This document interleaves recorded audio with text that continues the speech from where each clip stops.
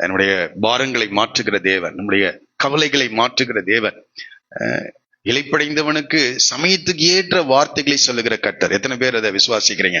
அந்த ஒரு வார்த்தை போதும் உன்னுடைய இழைப்பை அல்லது உன்னுடைய வேதனையை மறக்க செய்யும். உன்னுடைய சில நேரங்களில் நான் அதை உணர்ந்திருக்கிறேன். ரொம்ப அழுத்தி கொண்டிருக்கும் ஒரு வசனம், ஒரு வார்த்தை போதும், அப்படியே இந்த பெயின் ரிலீஸ் ஆகிறத பார்க்க முடியும். எத்தனை பேர் அதை உணர்ந்திருக்கீங்க? இந்த ஒரு வார்த்தை போதும். அது எங்க வேணா அந்த வார்த்தை வரலாம், எங்கிருந்து வேணா வரலாம். ஆனா அந்த வார்த்தை வந்ததுன்னா அந்த பாரம், அந்த கவலை இருதயத்திலிருந்து நீங்குவதை உணர முடியும். இந்த காலை வேளை அந்த எதிர்பார்ப்போடு கூட இந்த காலை வேளை இந்த வார்த்தைகளை கேட்கும்படி கேட்கிறேன். அதனால்தான் ஆண்டவர் சொன்னார், ஓய்வு நாளை பரிசுத்தமா என்ன செய், ஆசரிப்பாயா.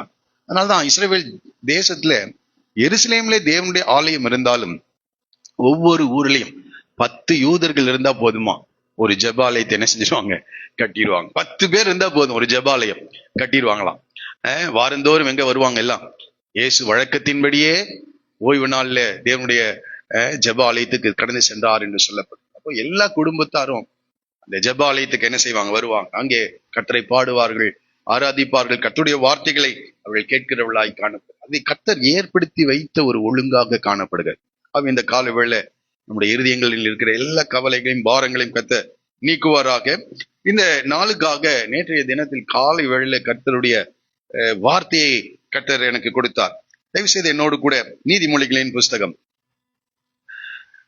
15வது அதிகாரம் 3வது வசனத்தை நாம் எல்லாரும் சேர்ந்து வாசிப்போம். நீதிமொழிகளின் புஸ்தகம் 15ஆம் அதிகாரம் 3வது வசனம். எடுத்துட்டீங்களா? யார் எடுத்தவங்க சேர்ந்து என்னோடு கூட சேர்ந்து வாசிங்க. கர்த்தரின் கண்கள் எவ்விடத்திலும் இருந்து நல்லோரையும் தீயோரையும் நோக்கி பார்க்கிறது. மறுபடியும் ஒரு விசை கூட, கர்த்தரின் கண்கள் எவ்விடத்திலும் இருந்து நல்லோரையும் தீயோரையும் நோக்கி பார்க்கிறது. கர்த்தருடைய கண்கள் நம்மை கவனிக்கிறது. இந்த வசனம் சொல்லுகிறது, கர்த்தருடைய கண்கள் எவ்விடத்திலும் இருந்து யார் யாரையெல்லாம் பார்க்குதான், நல்லோரையும் தீயோரையும் நோக்கி பார்க்கிறது. நம்முடைய கண்கள் இருக்கிறது. மனிதனுடைய கண்களை உண்டாக்கினவர் அவர். மனிதர்களாகிய நமக்கு கண்களை உண்டாக்கினவர். நான் இங்க இருக்கிறேன், இங்க உங்களை அத்தனை பேரையும் நான் பார்க்கிறேன். நீங்க இங்க இருக்கிறவங்களை பார்க்க முடியும், என்ன பார்க்க முடியும்? இந்த அறைக்கு வெளியே நம்மால் என்ன செய்ய முடியாது, பார்க்க முடியாது. ஆனா ஆண்டவருடைய கண்கள் எவ்விடத்திலும் இருந்து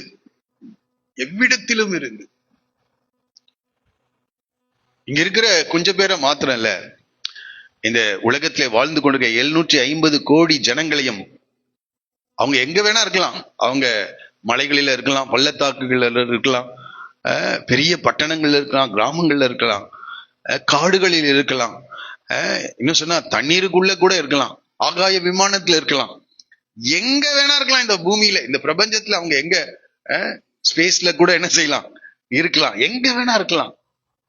அதான் சொல்லுகிறது, எவ்விடத்திலும் இருந்து. உடைய பார்வைக்கு மறைவான சிருஷ்டி ஒன்றும் இல்லை என்று நான் படிக்கிறோம். உடைய பார்வைக்கு மறைவான சிருஷ்டி ஒன்றும் இல்லை. அதான் இங்க வசனம் சொல்லு, கர்த்தருடைய கண்கள் எவ்விடத்திலும் இருந்து. அதான் 139ஆம் சங்கீதத்துல தாவீது அதை உணர்ந்து சொல்லுகிறார். வாசிக்கலாம், 139:7 இருந்து நம்ம படிக்கும் போது, உம்முடைய ஆவிக்கு மறைவாக எங்கே போவேன், உம்முடைய சமூகத்தை விட்டு எங்கே ஓடுவேன் என்று சொல்லுகிறார். ஆண்டவருடைய கண்கள் எல்லாவற்றையும் அறிந்திருக்கிற கண்கள். ஆமா, எந்த இடத்துல இருந்தாலும் சரி, எந்த சூழ்நிலையில் இருந்தாலும் சரி, அதான் சொல்ல, உம்முடைய ஆவிக்கு மறைவாக நான் எங்கே போவேன், உம்முடைய சமூகத்தை விட்டு எங்கே ஓடுவேன் என்று சொல்லுகிறார். நான் வானத்துக்கு ஏறினாலும் நீர் அங்கே இருக்கிறேன், நான் பாதாளத்தில் படுக்கை போட்டாலும் நீர் அங்கேயும் இருக்கிறேன், நான் விடியற்காலத்து செட்டைகளை எடுத்து சமுத்திரத்தின் கடையாந்திரங்களிலே போய் தங்கினாலும் அங்கேயும் உம்முடைய கை என்னை நடத்தும், உமது வலதுகரம் என்னை பிடிக்கும். அடுத்தது பாருங்க, 11வது வசனம், இருள் என்னை மூடிக்கொள்ளும் என்றாலும் இரவும் என்னை சுற்றி. ஆமா, இருள்ல நமக்கு கண்ணு தெரியாது, ஆனா ஆண்டவருடைய கண்கள் பார்க்கும். பாருங்க, உமக்கு மறைவாக இருளும் அந்தகாரப்படுத்தாது, இரவும் பகலை போல வெளிச்சமாயிருக்கும். உமக்கு இருளும் வெளிச்சமும் பகல்லே ஆண்டவர் பார்க்கிறாரு, இரவிலும் பார்க்கிறார். எவ்விடத்திலும் ஆண்டவர் நம்மை காண்கிற தேவனாயிருக்கு, எவ்விடத்திலும். இந்த வசனம் சொல்லுகிறது, கர்த்தருடைய கண்கள் எவ்விடத்திலும் இருந்து. அடுத்தது, நல்லோரையும் தீயோரையும் நோக்கி பார்க்கிறது. இப்ப ஆண்டவருடைய கண்கள் நல்லவங்களையும் பார்க்குது, தீயோரையும் என்ன செய்கிறது, தீமை செய்கிறவர்களையும் பார்த்து கொண்டே இருக்கிறார். இந்த காலவில் அந்த வார்த்தையிலிருந்தா நான் கர்த்தருடைய வார்த்தையை நான் கொண்டு வர விரும்புகிறேன். நல்லோரையும் கர்த்தர் பார்க்கிறார். எப்போதும் நமக்கு இந்த கவனம் நமக்கு தேவை, இந்த அறிவு நமக்கு தேவனுடைய கண்கள் என்னை பார்த்து கொண்டு இருக்கிறது. சில இடங்களெல்லாம் நம்ம போகும்போது அங்கே கண்காணிப்பு கேமரா பொருத்தப்பட்டுள்ளது இல்ல, நீங்கள் கண்காணிக்கப்படுகிறீர்கள் படிக்கிறோம், உடனே நமக்கு ஒரு அலர்ட் ஆயிடும், நம்ம கண்காணிக்கப்படுகிறோம். ஆனா ஆண்டவர் நம்மை கண்காணிக்கிறார் என்ற, ஆண்டவர் நம்மை பார்த்து கொண்டிருக்கிறார் என்ற உணர்வு அநேக நேரங்களில் நமக்கு என்ன செய்யறது இல்ல. இதைதான் இன்றைக்கு ஞாபகப்படுத்தி அனுப்பும்படி விரும்புகிறேன். தேவன் உன்னை பார்த்து கொண்டிருக்கிறார். நீ நல்லவனா இருந்தாலும் சரி, நீ தீயவனா இருந்தாலும் சரி, தேவன் உன்னை என்ன செய்து கொண்டே இருக்கிறார், பார்த்து கொண்டு இருக்கிறார். ஆமா, நான் வானத்துக்கு ஏறினாலும் அங்க இருந்து பார்க்கிறாரு, நம்ம பாதாளத்தில் இருந்தாலும் பார்க்கிறார், வெளிச்சத்துல நம்ம இருந்தாலும் பார்க்கிறார், இருளில் இருக்கிறதையும் என்ன செய்யறார், அவர் பார்க்கிறார். அவருக்கு வெளிச்சமும் இருளும் சரி, அவருக்கு எந்த அவருடைய பார்வையில மறைக்கப்பட்ட ஒரு காரியம் என்பது இல்லவே இல்லை. என்ன சொல்லணும்னா, சில நேரங்களிலே நாம செயல்களிலே செய்கிறதையும் அவர் பார்க்கிறாரு, நினைவுகளிலே யோசிக்கிறதையும் அவர் என்ன செய்கிறார். அவருடைய பார்வை நம்முடைய நினைவுகளையும் என்ன செய்கிறது. இன்னும் சொல்லணும்னா, இன்னொரு வார்த்தையை நான் கூட்டி சொல்லணும்னா, நினைவுகளின் தோற்றத்தை அறிந்த நாம் என்ன பேச போகிறோம் என்பதை கூட அவர் பார்க்கிறார். அவருடைய பார்வைக்கு மறைவான சிருஷ்டி ஒன்றும் இல்லை, பார்வைக்கு மறைவான். இன்னும் நடக்க போகிறதையும் அவர் பார்க்கிறார். இன்னும் நீங்கள் உங்களுக்கு எதிராக இருக்கிற கிராமத்துக்கு போங்கள், அங்கே கட்டியிருக்கிற கழுதையை காண்பீர்கள். இவர் இங்கிருந்து பார்க்கிறார், தூரத்துல நடக்கிறத என்ன செய்கிறார், இங்கிருந்து பார்க்க. உன்னுடைய வாழ்க்கையின் எதிர்காலத்தை கர்த்தர் பார்த்திருக்கிறார். அதான் ஆபிரகாமை பார்த்து சொல்லுகிறார், உன் சந்ததி தங்களதல்லாத அந்நிய தேசத்திலே 400 வருஷம் என்ன செய்வார்கள், துன்பப்படுவார்கள், உபத்திரவப்படுவார்கள். இன்னும் சந்ததியை என்ன செய்யல, இன்னும் ஈசாக்கே பிறக்கல, ஆனால் தூர காலத்து செய்தியை பார்க்கிற தேவனா இருக்கிறார். வெளியே சொல்லுவோமா, அவருடைய பார்வை சும்மா சாதாரணதல்ல. இன்னைக்கு நடக்கிறது, நேற்றுக்கு நடந்தது, அல்லது இருளிலே வெளிச்சத்துல உயரத்துல பாதாளத்துல, இதெல்லாம் மாத்திரம் இல்ல, தூரத்தில் நடக்க போகிற சம்பவங்களை பார்க்கிற தேவனா இருக்கிறார். Price the Lord. அவருடைய கண்கள் எப்படிப்பட்ட கண்கள், ஒரு அல்லைய சொல்லுவோமா, சாதாரண கண்கள் இல்ல. நான் தான் நினைக்கிறேன், நாமளே இந்த சிசிடிவி கேமராவை என்ன செஞ்சிருக்கோம், உருவாக்கி எல்லாத்தையும் பார்த்து கொண்டு இருக்கிறோம். நம்முடைய கண்களை உருவாக்கின தேவன் எப்படி இருப்பார், ரொம்ப ரொம்ப பெரிய தேவனா இருக்கிறார். அவருடைய கெப்பாசிட்டி ரொம்ப ஜாஸ்தி, அவருடைய ஞானம் ரொம்ப பெரிய ஞானம், அவருடைய அறிவு பெரிய அறிவு, எல்லாவற்றையும் கவனித்து பார்க்கிற தேவன். நல்லோரையும் தீயோரையும் தேவன் என்ன செய்கிறாராம், நோக்கி பார்த்து கொண்டே இருக்கிறார். சங்கீதத்துல நம்ம படிக்கிறோம், அவர் உறங்காமலும் தூங்காமலும் பாக்குறாராம். நம்மளா இருந்தா என்ன செஞ்சிருவோம், தூங்கிடுவோம்.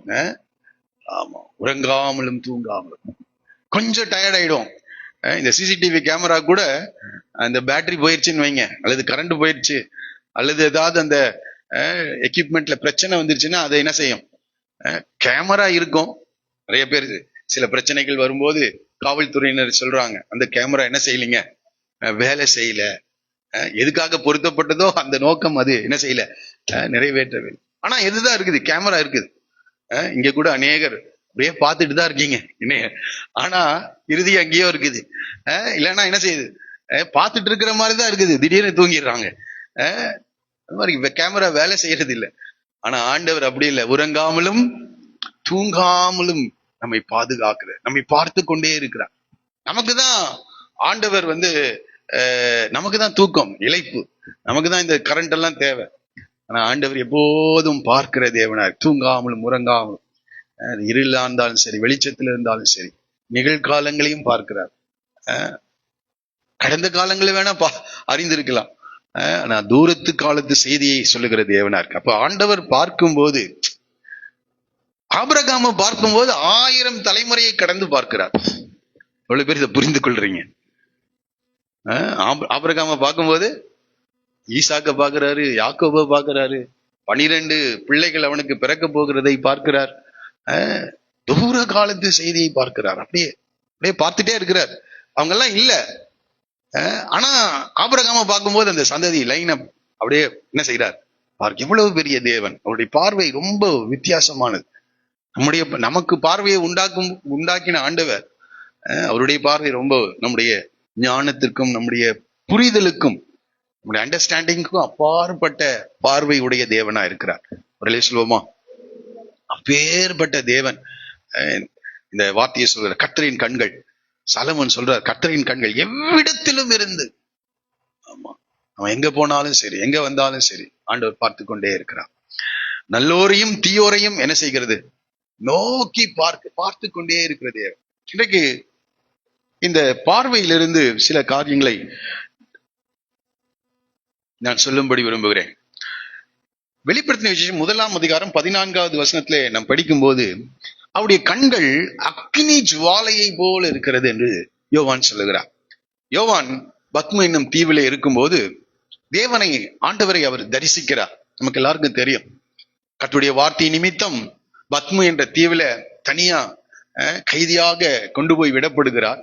அங்கே கர்த்தருடைய நாளிலே ஆவிக்குள்ளான போது அவருடைய ஆவிக்குரிய கண்கள் திறந்து ஆண்டவரை தரிசிக்கிறார். இந்த யோவான் உயிரோடு இருந்த நாட்களில இயேசுவின் மார்பில சாய்ந்து கொண்டிருந்த ஒரு சீஷன் என்று சொல்லப்பட்டிருக்கிறது. எங்க சாஞ்சிட்டு இருந்தாரா? மார்பில. இயேசுவுக்கு அன்பான சீஷன் என்று அழைக்கப்பட்டார். இயேசுவுக்கு அன்பான சீஷன். கொஞ்சம் அதை யோசிச்சு பாருங்க. நம்ம எல்லாம் பார்த்து அந்த வார்த்தை சொல்லுவாங்க, இவர் இயேசுவுக்கு அன்பானவர். மற்றவங்க சொல்லுவாங்க, இவர் இயேசுவை நேசிக்கிறாருங்க என்று சொல்ல முடியுமா? ஆனால் வசனம் சொல்லுங்க, இயேசுவுக்கு அன்பான சீஷன். இயேசுவின் மார்பில ஆண்டவர் பாருங்க. நம்மளா இருந்தா யாரையாவது அப்படி சொல்லுவோமா? நமக்கு ரொம்ப நெருக்கமானவர்களுடைய குழந்தைன்னா தூக்கி என்ன செய்வோம், எங்க வச்சுக்கோ, இல்லைன்னா பார்த்துட்டு அப்படியே போயிடுவோம். ஆனா ஆண்டவர் பாருங்க, அதை அனுமதிக்கிறார்ல. யோவான் தன்னுடைய மார்பிலை சாய்ந்து கொள்ளவும் என்ன செய்கிறார், அனுமதிக்கிறார். பேதுரு தூரத்திலே நடந்து போய் கொண்டிருந்தார், அதுவும் அனுமதிப்பார். நீங்க தூரமாகவும் நடக்கலாம், எது வரைக்கும் வரலாம், மார்பு வரைக்கும் வரலாம். ஆமா, எப்படி வேணா இருக்கலாம். இப்பேற்பட்ட யோவான், அவரை ஆவிக்குரிய அந்த கண்கள் திறக்கப்பட்ட போது, கர்த்தருடைய நாளில் நான் எப்படி என்ன செய்தேன், ஆவிக்குள்ளானேன் என்று சொல்ல, அங்கே ஆண்டவராகிய இயேசுவை அவன் தரிசிக்கிறான்.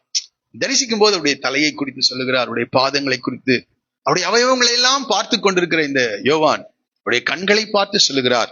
அவருடைய கண்கள் எப்படிப்பட்டதா இருக்கிறதாம், அவருடைய கண்கள் அக்கினி ஜுவாலையை போல இருக்கிறது. அதனால்தான் சொன்னேன், அந்த கண்கள் பகல்லையும் பார்க்கும், இரவிலும் பார்க்கும், உயரத்தில் இருந்தாலும் பார்க்கும், பாதாளத்தில் இருந்தாலும் பார்க்கும், நிகழ்காலங்களையும் பார்க்கும், வருங்காலங்களையும் பார்க்கும், எல்லாவற்றையும் அக்கினி ஜுவாலை போல அந்த கண்கள் இருந்தது என்று சொல்லுகிறார். சரி, இந்த கண்களை குறித்து நான் யோசித்து பார்த்த போது அநேக வசனங்கள் நமக்கு எல்லாருக்கும் தெரிந்ததுதான். ஆனால் இந்த காலை வேளை அதை நான் ஞாபகப்படுத்த நிற்கிறேன். முதலாவதாக, ஒரு மனிதனுக்கு ஆண்டவருடைய கண்கள்ல கிருபை கிடைக்கிறது. வாசிக்கலாம், ஆதியாகமத்தின் புஸ்தகம் 6ஆம் அதிகாரம் 8வது வசனம். ஆதியாகமத்தின் புஸ்தகம் 6:8 வாசிக்கலாம். நோவாவுக்கோ கர்த்தருடைய கண்களில் என்ன செய்கிறதாம், கிருபை கிடைத்தது என்று சொல்ல. நோவாவுக்கோ கர்த்தருடைய கண்களில் கிருபை கிடைக்கும். ஒரு விசுவாசியுடைய வாழ்க்கையில முதல்ல ஆண்டுடைய கண்கள்ல எது உண்டாகணும், கிருபை கிடைக்கணும். அவர் நம்மளை பார்க்கும் போது அவருடைய கண்கள் என்ன வரணும், கிருபை கிடைத்திருக்க வேண்டும், கிருபை கிடைத்திருக்க. நோவாவுக்கோ, அந்த நோவா வாழ்ந்த நாட்களில அநேக ஜனங்கள் வாழ்ந்தாங்க. அநேக ஜனங்கள் எல்லாரும் சாப்பிட்டாங்களாம், எல்லாரும் உடுத்தினாங்களாம், எல்லாரும் திருமணம் பண்ணாங்க, பிள்ளைகளை பெற்றார்கள், வேலை செய்தார்கள், பணம் சம்பாதித்தார்கள், எல்லாம் செஞ்சுட்டே இருக்காங்க.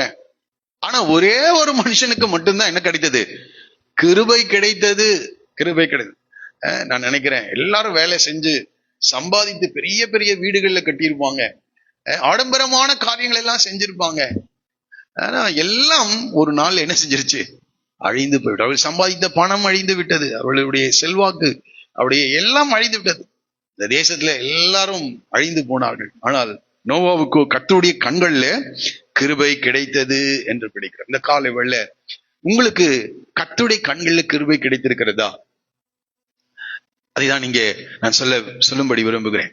ஆண்டவருடைய கண்கள்ல கிருபை கிடைத்தவர்கள் எப்படி இருப்பாங்களாம்? 9வது வசனம், நோவாவின் வம்ச வரலாறு. நோவா தன் காலத்தில் இருந்தவர்களுக்குள்ளே நீதிமானும் உத்தமனுமாயிருந்தான். நோவா தேவனோட சஞ்சரித்துக் கொண்டிருந்தார். கிருபை கிடைத்தவர்கள்.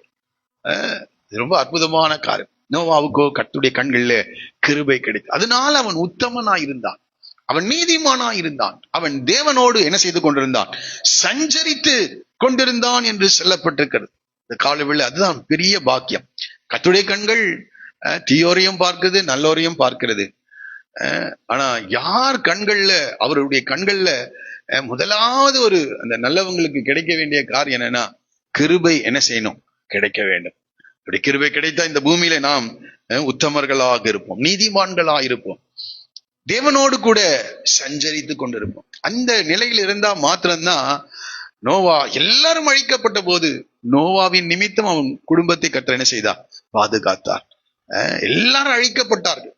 இந்த ஜல பிரளயத்துல அழியாதவர்கள் ஒருவருமே இல்லை.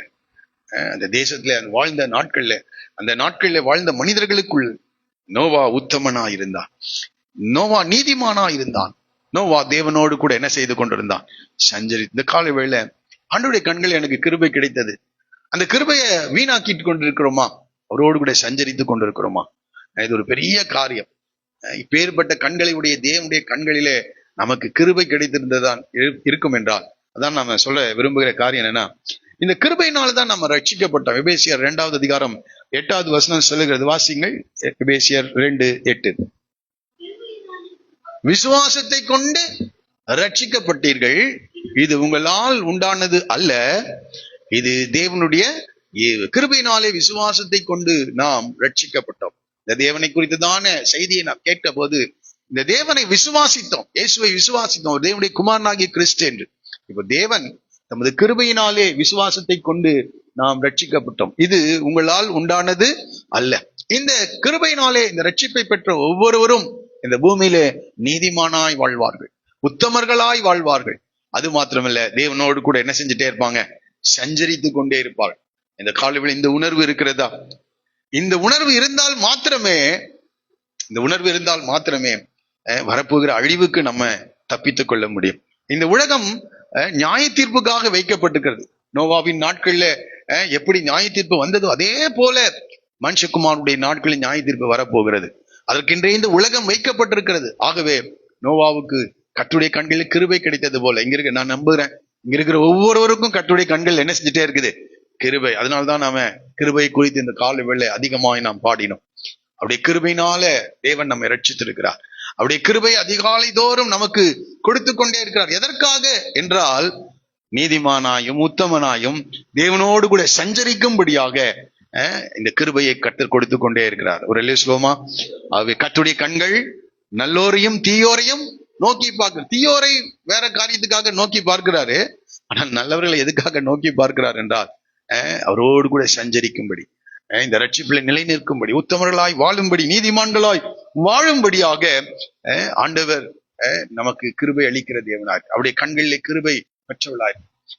ஒரு மனிதனை பார்க்கும் போது ஆண்டவர் சொல்ற முதல் காரியமே, இந்த மரியாளை பார்த்து தேவதூதன் அவருடைய வீட்டிற்குள் பிரவேசித்து அவளை பார்த்து சொல்லுகிற வார்த்தை 2ஆம் அதிகாரம் லூக்கா 1ஆம் அதிகாரம் 28வது வசனத்துல, கிருபை பெற்றவளே, அங்க பாருங்க அந்த வசனத்தை மறுபடியும், அவள் இருந்த வீட்டிலே தேவதூதன் பிரவேசித்து. இங்க பாருங்க, நாம வீட்டுக்கு போன உடனே ஒரு மனிதனை பார்த்து சொல்லுகிற காரியம், கிருபை பெற்றவளே வாழ்க, கர்த்தர் உன்னுடனே கூட இருக்கிறார், நீ ஆசீர்வதிக்கப்பட்டவள். பார்த்த உடனே சொல்ல, கிருபை பெற்றவளே. வேற ஏதாவது சொல்லியிருக்கலாம், ஆசீர்வதிக்கப்பட்டவளேன்னு சொல்லிட்டு கூட என்ன செஞ்சுக்கலாம், கிருபை பெற்றவள். இல்ல, கிருபை பெற்றதுனாலதான் அவங்க என்ன செஞ்சிருக்காங்க, ஆசீர்வதிக்கப்பட்டு அவள் வீட்டுக்குள் பிரவேசித்து சொல்ற முதல் வார்த்தை கிருபை பெற்றவளே. இந்த கால வேளை ஆண்டவர் நம்மை பார்க்கும் போது அதான், நோவாவுக்கோ கர்த்தருடைய கண்களிலே கிருபை கிடைத்தது. பார்த்த உடனே கிருபை. அவருடைய கண்கள்ல ஃபர்ஸ்ட் நமக்கு கிடைக்க வேண்டியது ஒண்ணுதான், கிருபை தான். அந்த கிருபை வந்துருச்சுன்னா பாதுகாக்கப்படுவோம். ஸ்திரீகளுக்குள்ளே நீ ஆசீர்வதிக்கப்பட்டவள் என்று சொல்லுகிறார். கர்த்தருனோடு கூட இருப்பார். எல்லா சூழ்நிலைக்கு வேண்டிய கிருபையை கர்த்தர் உனக்கு கொடுக்கின்ற தேவனா இருக்கிறார். ஆகவே முதல்ல நாம புரிந்து கொள்ள, அவருடைய கண்களிலே நமக்கு முதல் கிடைக்க வேண்டியது என்னன்னா அவருடைய கிருபை, அவருடைய கிருபை. இரண்டாவதாக வாசிக்கலாம் 34ஆம் சங்கீதம், 34ஆம் சங்கீதம் 15வது வசனம். 34ஆம் சங்கீதம் 15வது வசனம். ஆமா, கர்த்தருடைய கண்கள் நீதிமான்கள் மேல், அவருடைய செவிகள் அவர்கள் கூப்பிடுதலுக்கு. அப்ப இவன் கூப்பிடுற சூழ்நிலையில அங்க இருக்கான், ஏதோ ஒரு வேதனையில, ஒரு பிரச்சனையில அவர்கள் அகப்பட்டு இருக்கிறார்கள். அதனால்தான் சொல்லுகிறார், கர்த்தருடைய கண்கள் நீதிமான்கள் மேல் நோக்கமாய் இருக்கிறது. நோக்கமாய், இன்னும் சொல்லணும்னா அந்த வார்த்தையை இன்னும் கொஞ்சம் புரிந்து கொள்ளும்படி சொல்லணும். கர்த்தருடைய கண்கள் நீதிமான்கள் மேல் பதிக்கப்பட்டவைகளா இருக்கிறது. பொதுவாய் பார்க்கிறதற்கும் ஒரு குறிப்பிட்ட நபரை கவனித்து பார்க்கிறதற்கும் வித்தியாசம் இருக்கு. இங்கே நாம் படிக்கிறோம், கர்த்தருடைய கண்கள் நீதிமான்கள் மேல் நோக்கமாய் இருக்கிறது. ஒவ்வொரு தனிப்பட்ட நபரையும் கர்த்தர் என்ன செய்கிறாராம்? பார்த்து கொண்டே இருக்கிறார். நோக்கமா இருக்கிறது. அதான் சொல்லிட்டு சொல்லுகிறார், அவருடைய செவிகள் அவர்கள் கூப்பிடுதலுக்கு திறந்திருக்கிறது. ஒரு பிள்ளை வச்சு வளர்க்கிறோம்னு வைங்க, குழந்தை திடீரென்று அது அழுகும் போது நம்முடைய கவனம் எல்லாவற்றையும் என்ன செய்யும்? மறந்து அந்த பிள்ளையின் மேல மாத்திரம் தான் என்ன செய்யும்? அந்த கவனம் இருக்கு. அதே போல ஆண்டவருடைய பிள்ளைகள் இந்த பூமியிலிருந்து அவரை நோக்கி கூப்பிடும் போது அவருடைய அட்டென்ஷன் ஃபுல்லா எங்க வருது? நம்மை நோக்கி வருது. நீதிமான்கள் மேல், கர்த்தருடைய கண்கள் நீதிமான்கள் மேல் நோக்கமா இருக்கிறது என்று சொல்லுகிறார். அதனால்தான் இதே வார்த்தையை 1 பேதுருவின் நிருபம் 3ஆம் அதிகாரம் 12வது வசனத்திலே இதே வார்த்தையை பேதுரு சொல்லுகிறார். கர்த்தருடைய கண்கள் நீதிமான்கள் மேல் நோக்கமா இருக்கிறது என்று சொல்லப்பட்டு, அவருடைய செவிகள் அவருடைய கூப்பிடுதலுக்கு கவனமா இருக்கிறது. தீமை செய்கிறவர்களுக்கோ, அப்போ யாரோ ஒருத்தர் நீதிமானுக்கு என்ன செய்யறாங்க? தீமை செய்கிறார்கள். அந்த நீதிமான் கர்த்தரை நோக்கி கூப்பிடும் போது அவருடைய செவிகள் திறந்தது மாத்திரம் அல்ல, அவருடைய கண்கள் அவன் மேல் என்ன செய்கிறது? நோக்கமா இருக்கிறது என்று படிக்கிறோம். சரி, இங்க இந்த 34ஆம் சங்கீதம் 17வது வசனத்துல அந்த சூழ்நிலையை படிக்கிறோம், வாசிக்கிறோம். கர்த்தர் கேட்டு அவர்களை அவருடைய எல்லா உபத்திரவங்களுக்கும் நீங்களாக்கி. அப்போ இந்த நீதிமான் எந்த சூழ்நிலை இருக்கிறாரு? ஏதோ உபத்திரவத்துல என்ன செய்கிறார்? இருக்கிறார். அவருடைய உபத்திரவத்திலிருந்து அவர்கள் கர்த்தரை நோக்கி கூப்பிடும் போது கர்த்தர் என்ன செய்கிறாராம்? நோக்கி பார்க்கிற தேவனாயிருக்கிறார். 18வது வசனம், நொறுங்குண்ட இருதயம் உள்ளவர்களுக்கு. அந்த உபத்திரமும் அவருடைய இருதயத்தை நொறுக்கி இருக்கிறது. அவர்கள் கர்த்தரை நோக்கி கூப்பிடும் போது அவர் கர்த்தர் என்ன செய்கிறார்? சமீபமாயிருந்து நறுங்குண்ட ஆவி உள்ளவர்களை ரட்சிக்கிறார். அவன் இருதயம் நொறுக்கப்பட்டு இருக்கிறது, ஏதோ வேதனை அவன் நொறுங்கி இருக்கும்போது. அதனால்தான் 51ஆம் சங்கீதத்துல கூட நம்ம படிக்கிறோம், வாசி, தேவனுக்கு ஏற்கும் வழிகள் நொறுங்குண்ட ஆவிதான், நொறுங்குண்டதும் நறுங்குண்டதுமான இருதயத்தை நீர் புறக்கணியீர். அந்த இருதயம் நொறுக்கப்படும் போது, எப்படி அந்த குழந்தை மற்ற நேரங்களில் நம்முடைய கவனிப்புல இருக்கும், திடீரென்று அது அது அது அது அது அழுது அழுது கூப்பிடும் போது அந்த சத்தத்துக்கு உடனடியாக நம்முடைய கவனம் என்ன செய்கிறது? திரும்புகிறது. அதுபோல மற்ற எல்லா நேரங்களிலும் கர்த்தர் நம்மை கவனிக்கிறார். ஆனால் இருதயம் நொறுங்குண்ட நேரங்களிலே, வேதனையான நேரங்களிலே நீ கர்த்தரை நோக்கி கூப்பிடும் போது அவருடைய கண்கள் உண்மையில் எப்படி இருக்கிறது? நோக்கமா இருக்கிறது, நோக்கமா இருக்கிறது. அதனால்தான் அந்த சுவாபத்தை நமக்குள் ஆண்டவர் வைத்திருக்கிறார். நீதிமான்கள் கூப்பிடும் போது கர்த்தர் கேட்டு அவர்களுடைய எல்லா உபத்திரவத்திற்கும் நீங்களாக்கி விடுகிறார் என்று படிக்கலாம். ஆகவே இந்த காலை வேளையில கர்த்தருடைய கண்கள்ல நமக்கு கிருபை கிடைக்கிறது. நம்ம இருதயம் நொறுக்கப்பட்டிருக்கின்ற நேரங்களிலே கர்த்தர் நம்மை நோக்கி பார்க்கின்ற தேவனா இருக்கிறார். அது மாத்திரமல்ல, நீங்கள் கூப்பிடும் போது அவர் சமீபமாய் தூரத்திலிருந்து பார்க்கிற தேவன் அல்ல. இங்கே நான் படிக்கிறோம், நொறுங்குண்ட இருதயம் உள்ளவர்களுக்கு கர்த்தர் எப்படி இருக்காராம்? சமீபமாய். அந்த குழந்தையின் சத்தத்தை கேட்ட உடனே அந்த தாய் என்ன செய்யறாங்க? சமீபமாய் போய் நம்முடைய குழந்தையுடைய தேவையை சந்திக்கிறது போல ஆண்டவர் நொறுங்குண்ட இருதயம் உள்ளவர்களுக்கு கர்த்தர் சமீபமாய் இருக்கிறார். 19வது வசனம், நீதிமானுக்கு வரும் துன்பங்கள் அநேகமாயிருக்கும், அநேகமாயிருக்குமா. அவர்கள் எல்லாவற்றிலும் கர்த்தர் அவைகள் எல்லாவற்றிலும் நின்று அவனை, எதுக்காக அப்ப ஆண்டவர் வர்றாரு? அவனுடைய துன்பங்களிலிருந்து அவனை நீக்க முடியாது. இந்த கால் வேளை வேதனையோடு கூட இந்த கால் வேளை நிற்பீர்கள் என்றால் இந்த வார்த்தையை தயவு செய்து ஆண்டவர் சொல்ல எனக்கு சொன்னபடினால் இதை சொல்லுகிறேன். நொறுங்குண்ட இருதயம் உள்ளவர்களுக்கு கர்த்தர் சமீபமாயிருக்கிறார், நறுங்குண்ட ஆவியுள்ளவர்களை ரட்சிக்கிறார். நீதிமானுக்கு வரும் துன்பங்கள் அநேகமாயிருக்கும், கர்த்தர் அவைகள் எல்லாவற்றிலும் நின்று அவனை விடுவிப்பார். ஆண்டவர் விடுவிக்கிற தேவன். ஆமா, ஒரு விடுவிக்கிற தேவன். தாவீது தன்னுடைய அனுபவத்திலிருந்து இந்த வார்த்தையை சொல்கிறார், கர்த்தர் விடுவிக்கிற தேவன். இந்த 34ஆம் சங்கீதத்தை பாருங்க. தாவீது அபிமெலேக்குக்கு முன்பாக வேஷம் மாறின போது அவனால் துரத்தி விடப்படுகையில் பாடின பாடல். ஒரு பெரிய பிரச்சனையில தாவீது அகப்பட்டு கொண்டார்.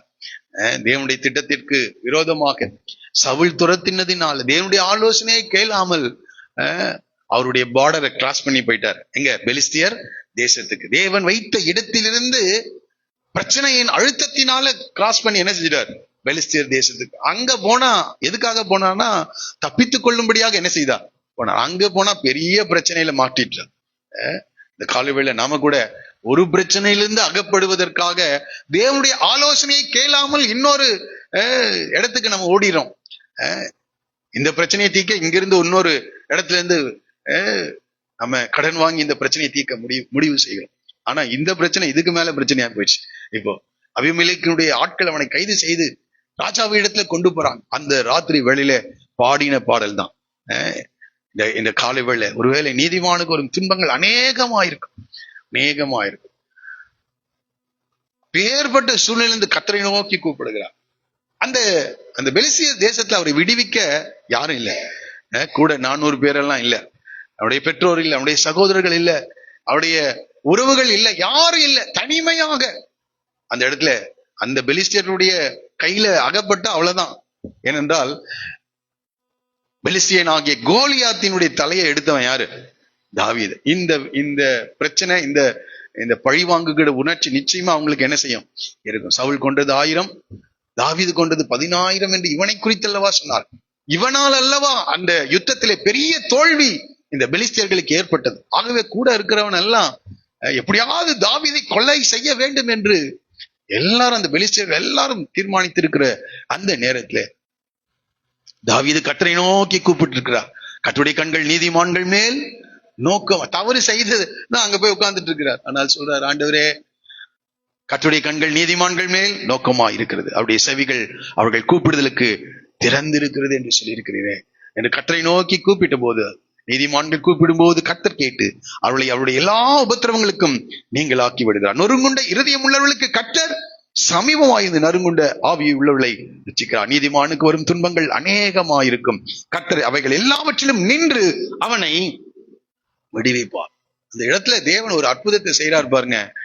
இந்த பெலிஸ்தியனாக தேசத்தின் ராஜாவினுடைய கண்கள்ல கிருபை கிடைக்குது. இவங்க எல்லாம் சொல்றாங்க, இவன் தாவீது கொலை செய்வன். உடனே அவருக்கு ஒரு ஆலோசனை கிடைக்குது. அந்த பெலிஸ்திய ராஜாவுக்கு முன்பாக அவர் பைத்தியக்காரனை போல என்ன செய்கிறார்? கொஞ்ச நேரம் நடிக்கிறார். அப்போ அவரு இந்த ராஜா அப்படியே அப்படி இறுதியுமே மாறிடுது. ஏன் பைத்தியக்காரர்களை எங்க அரண்மனைக்கு கொண்டு வருகிறீர்கள் என்று அவருடைய ஊழியக்காரர்களை அவர் சத்தம் போடுகிறார். உடனே தாவீது துரத்தி விடப்படுகிறார்.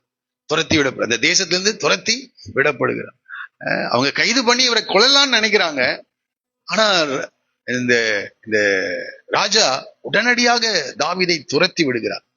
நான் சொல்ல, துரத்தி விடப்படுகையில் வேஷம் மாறின போது அவனால் துரத்தி விடப்படுகையில் பாடின சங்கீதம் என்று சொல்ல. ஆகவே சில நேரங்கள்ல ஆண்டவர் நம்மளை தவறு செய்து சில நேரத்தில் அகப்பட்டு விடுவோம். ஆனால் கர்த்தரை நோக்கி கூப்பிடும் போது கர்த்தர் தமது வல்லமையை அங்கே விளங்க பண்ணுகிறவராக அவர் காணப்படுகிறார். மூன்றாவதாக ஒரு காரியத்தை கூட நான் சொல்லும்படி வருவேன். சகரியா தீர்க்கதரிசன புத்தகம் 4ஆம் அதிகாரம். சகரியா தீர்க்கதரிசன புத்தகம் 4வது அதிகாரம் 10வது வசனத்தை தயவு செய்து வாசிங்க.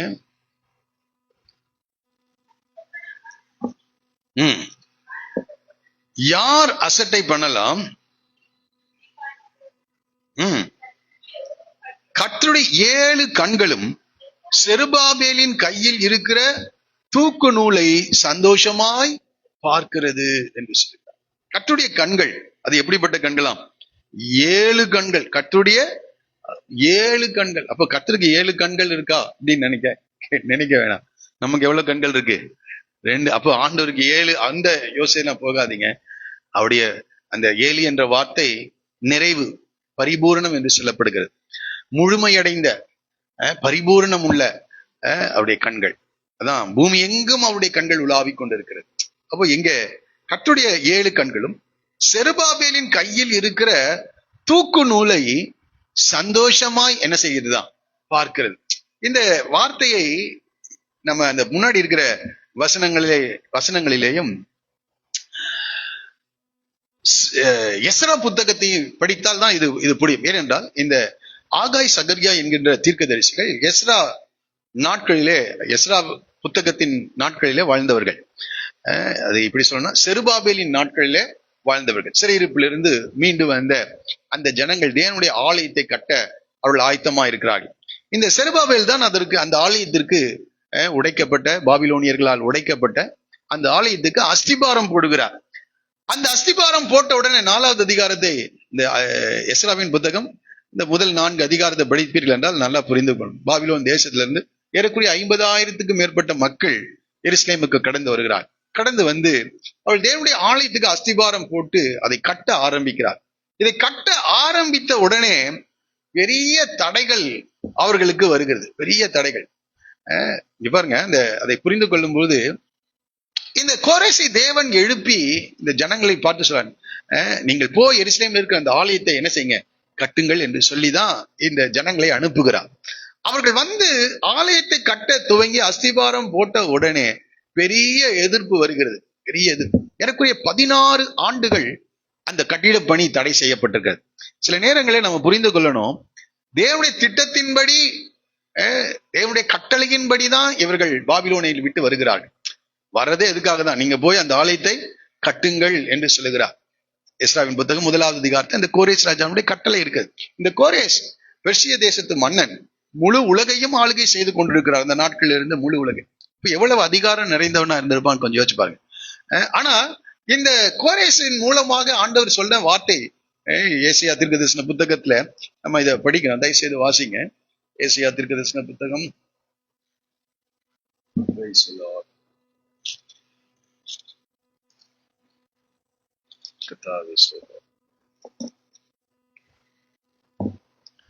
44ஆம் அதிகாரம் 28வது வசனத்தை வாசிங்க. 44:20. அவன் என் மெய்ப்பன், நீ எருசலேமை நோக்கி நீ கட்டப்படு. எருசலேம் இந்த நகரத்தை குறித்து சொல்லுகிறார். எருசலேமை நோக்கி நீ கட்டப்படு என்றும், தேவாலயத்தை நோக்கி நீ அஸ்திபார படு என்று சொல்லி எனக்கு பிரியமானது எல்லாம். அப்போ கோரேசின் நாட்கள்ல எது வரைக்கும் தான் ஆலயம் கட்ட முடியும்?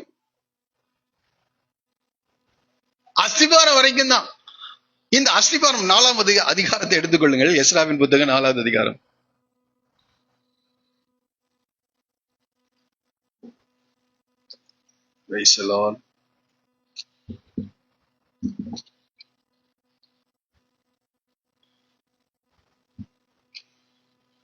பாருங்க, 3வது அதிகாரத்துல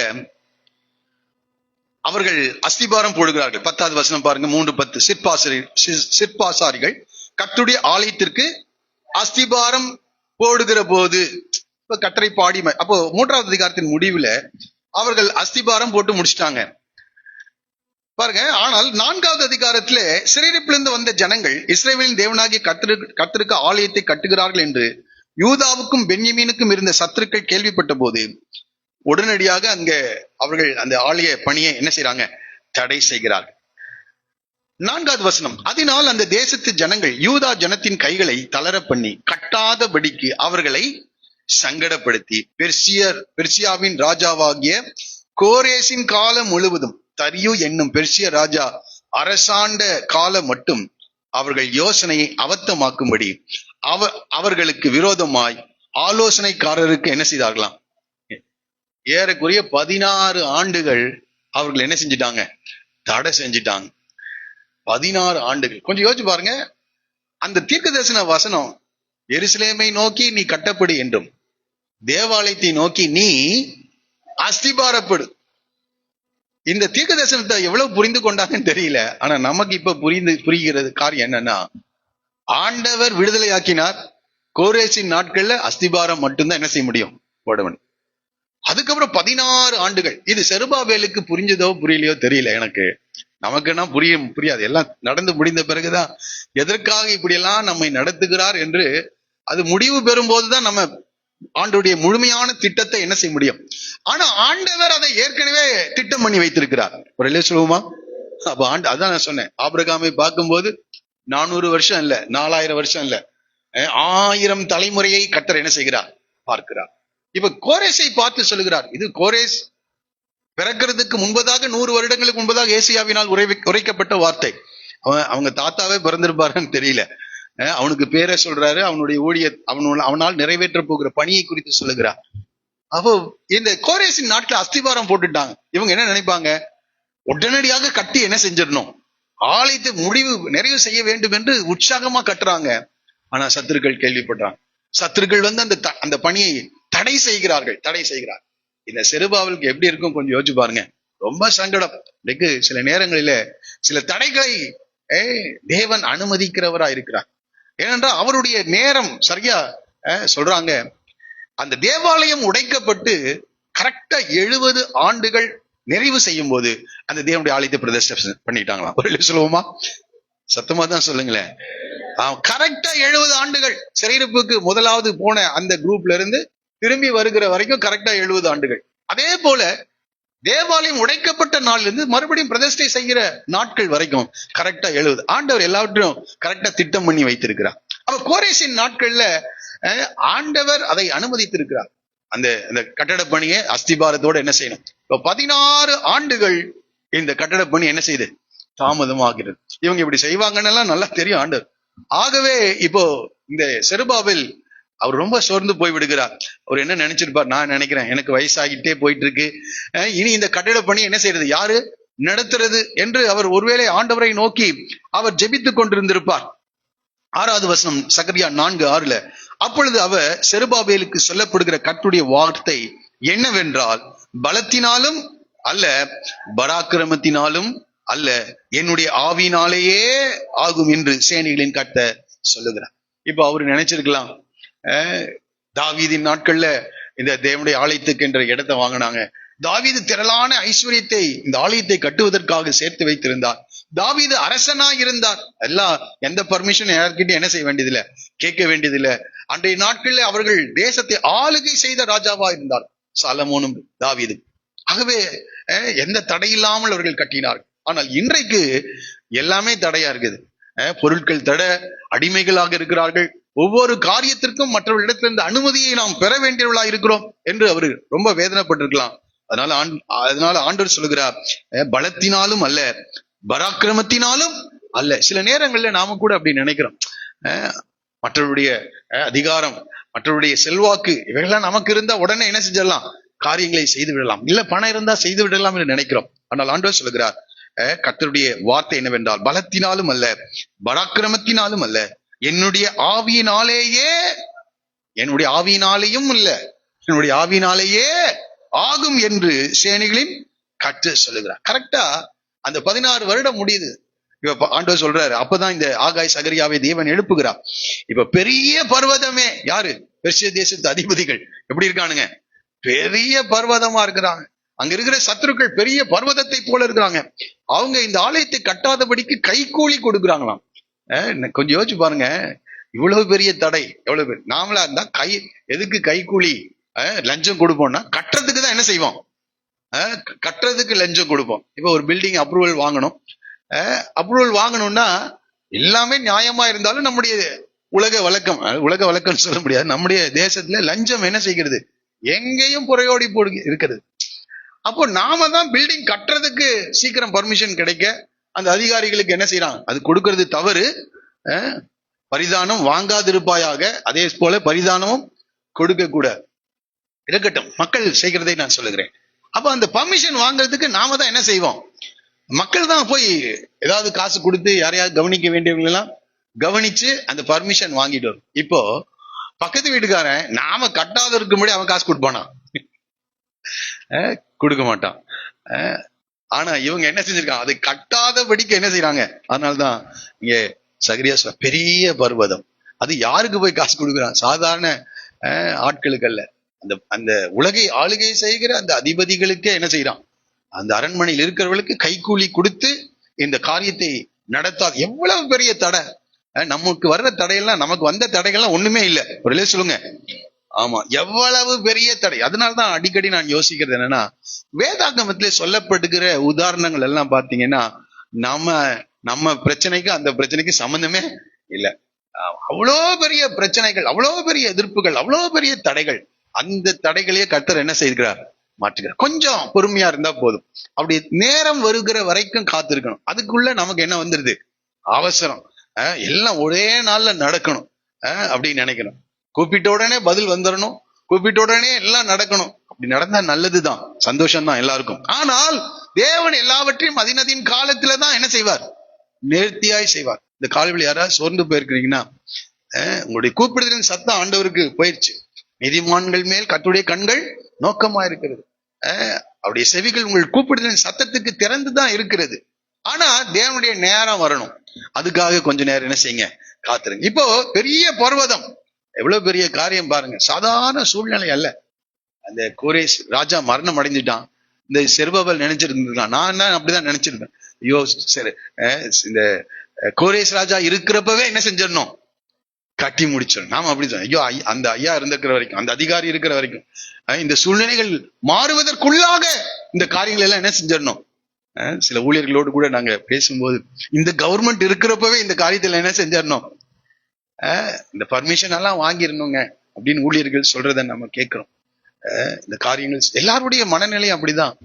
ஆனா ஆண்டவர் அப்படி செய்யறது இல்லை. அதான் சொல்ற, பலத்தினாலும் அல்ல, ஆமா, என்னுடைய ஆவியினாலேயே.